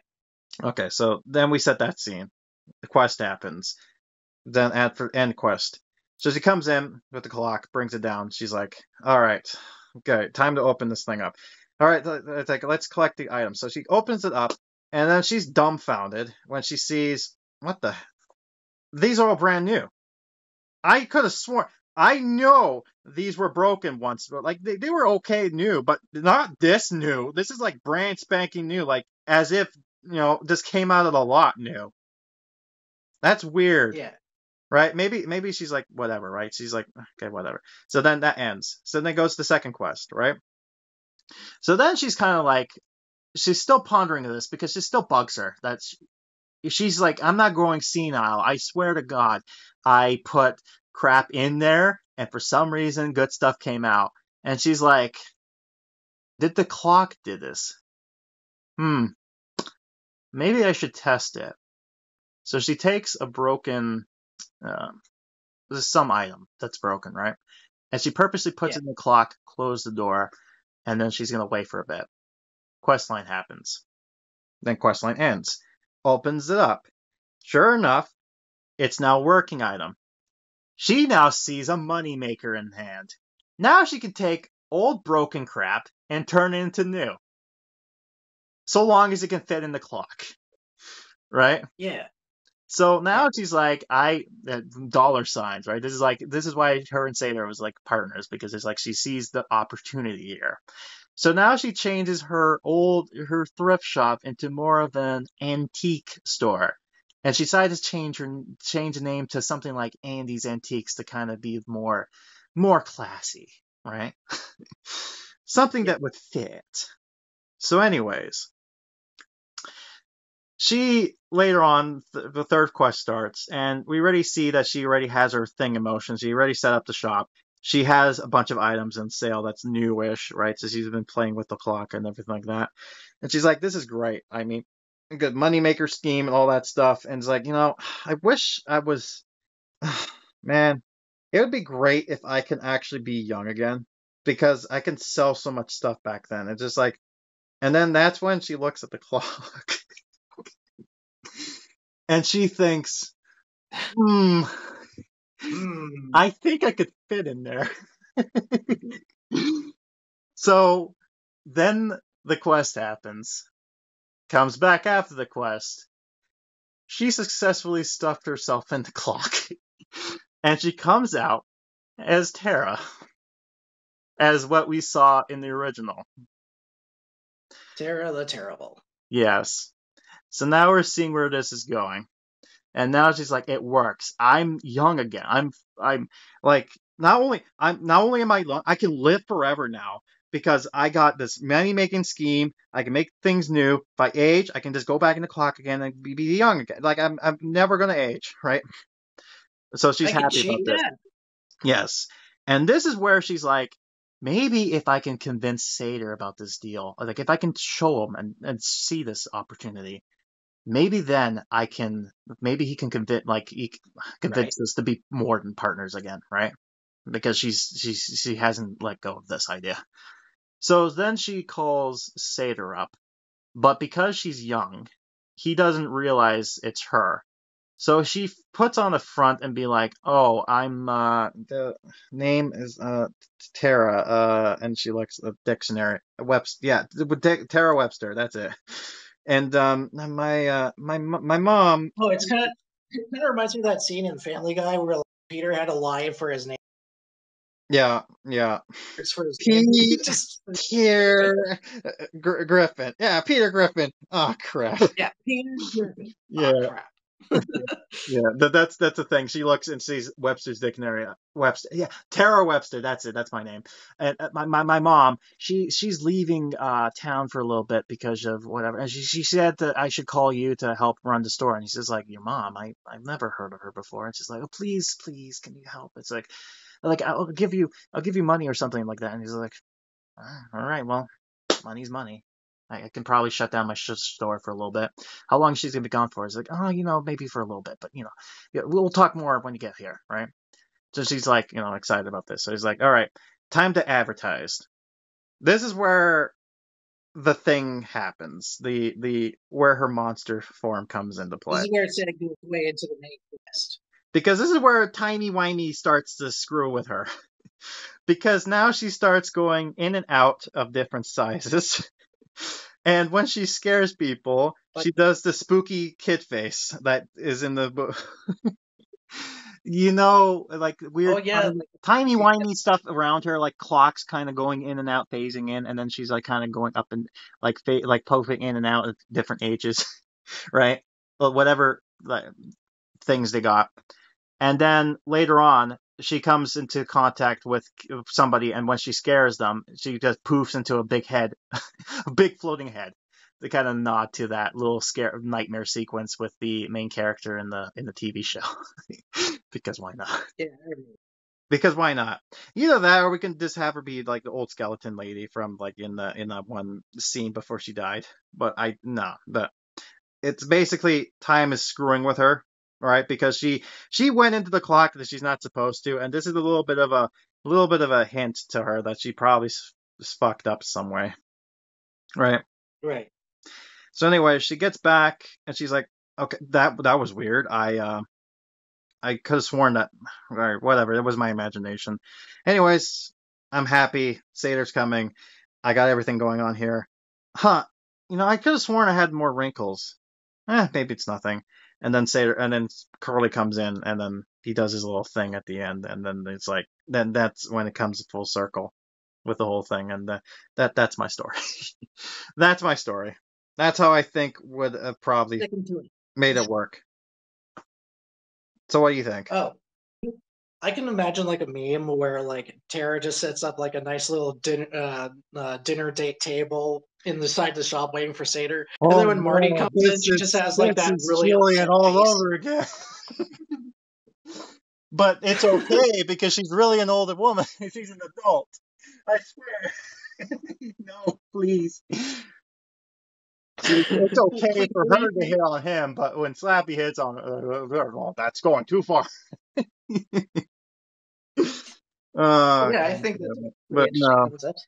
yeah, but yeah, so that's my idea. What I think would have made this story work technically to fit within the lore and kind of mage everything together.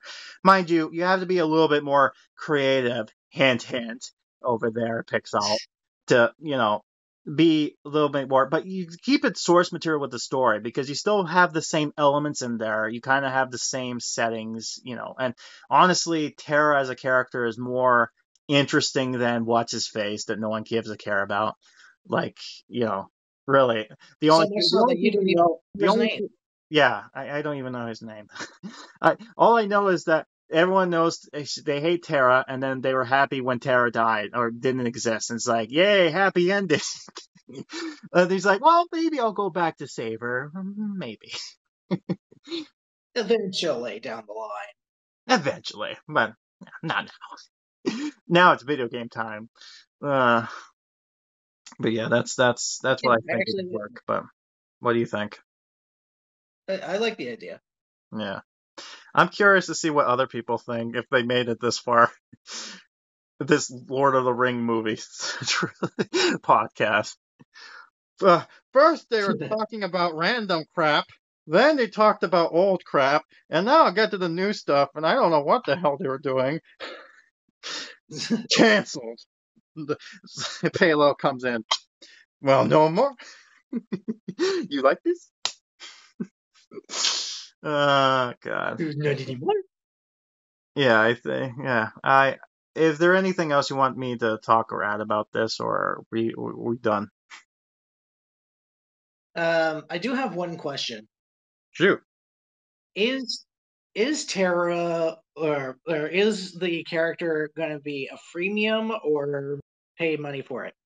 I think the way they're doing it now is pay premium, so you would have to buy her through the battle pass. So she would be the final prize, kind of like what happened with Barbarous. Okay, And that would make so sense then with that the brings quest me to my line. How second it's. question. I'm sorry. So now that brings me to my second question. Yeah. How will they introduce her as you buy her? Would she be referred to as Dahlia or Terra? Well, I guess it would be a Libby in this case, right? Because she's being advertised as Terra, right? Okay, And she's okay. more So connected to the we'll book start off per se, here. right? No one Yeah. wants, no one wants Aunt Dar. Yeah. No one wants her. Terra, though. That sounds interesting. Yeah, no, but So we're going with the we're going with the Libby route on this one, then, yeah. yeah, we're going with Libby on this one, I would say. Okay. I think So because she would be it'd be advertised as kind of a crappy move to kind of go ahead and be like, oh yeah, that character we said you were gonna get, spoilers, troll you, Rick rolled, lol. No, you get this character, screw you. No, but we're doing this instead, so yeah, so all I right. think it'd make sense to have her to be as actual Tara Webster, but this is why it's like the quotations, like Libby, because we all know she's not really Libby. Same thing with this case. It's like we all know who she really is, but although people will be like, why like if they buy her in the premium, hopefully this doesn't happen. If they just like, yes, you can buy her in the shop. It's like no, because then all of a sudden it's just like it breaks the game, and then it's just like, why am I getting this old one? I don't think she's gonna be that old, mind you, right? But she's like satyr age, right? And you know how some women are. They're like, oh, no, I want my beauty back. I was so much beautiful back then. They're vain in that. She's vain in this case. Not you know what I mean. She Yeah, in I get you. particular. All right. Maybe that's why Satyr didn't want to spend. Like I wouldn't be around somebody like that. Especially when she But wants to be terrible. I basically wanted to ask those questions mainly because, if I end up, buying a character like Terra, I want to be able to know how she would be, displayed when you go to buy her, whether her name would show off as Terra and have her image or be Dahlia and just have a Compton Dawes type of thing where it shows Tara, but there's like a shadowy figure that looks like Dahlia. That's the one thing I will give this guy credit for. Like the one I know he screwed up on the two events. I always memed on them. They're like, oh, they're the only bad events, right? But the one good thing I'll say is the way he did that profile image was brilliant. The fact that you're able to see here's the front and here's the reality in the shadows, right? Especially if you can imagine how it would work now with other characters. Like imagine like Chameleon and all of a sudden you see the Shadow Lord behind him. It's like, ooh, spooky. that would perfectly make sense because he is a Shadow Lord. But you know, we'll hopefully talk and be fangirl over Chameleon at some other time. But you know, right now it's a little too long for length. Is there anything else to add to this, or wanted to throw in, or questions? Well, you didn't actually answer my question. What do you mean I didn't answer your question? Would it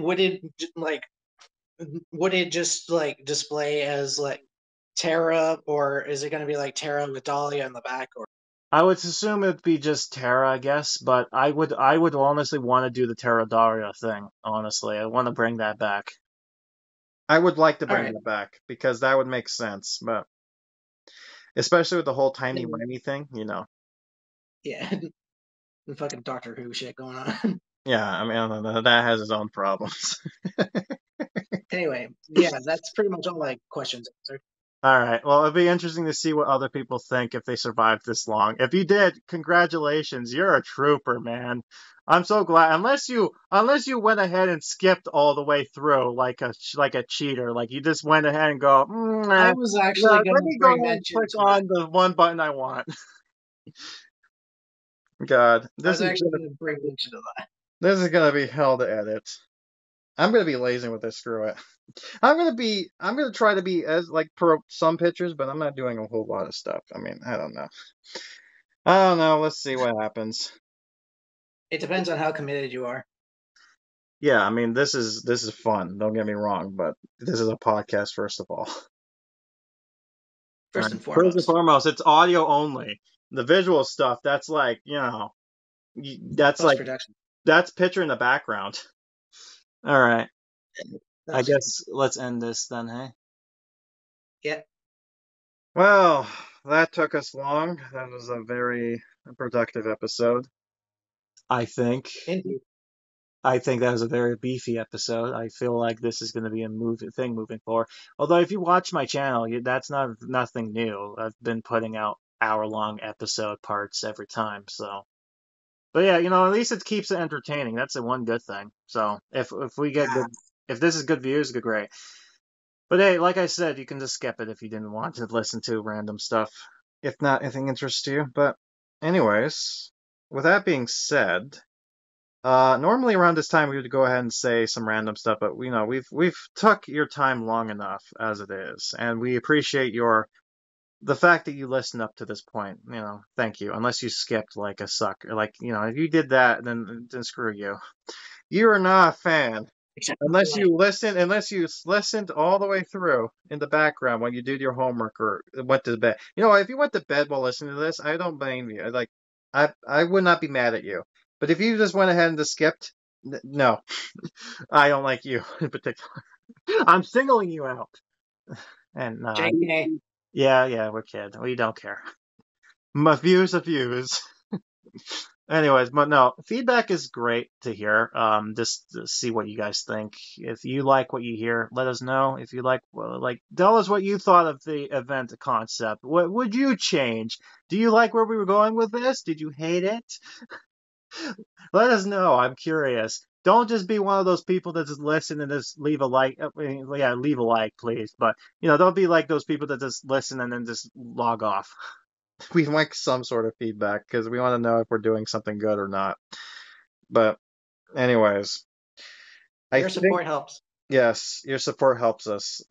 These poor, hungry, creative people, they need your help. Please, with this one-time button of clicking the subscribe and the thumbs up button and the bell icon and leaving a comment helps greatly. Would you do yours today? Call now on this number. All right. Anyways, You too can help a child in need. exactly. Yeah. The child being us. We're children at heart. We're man children.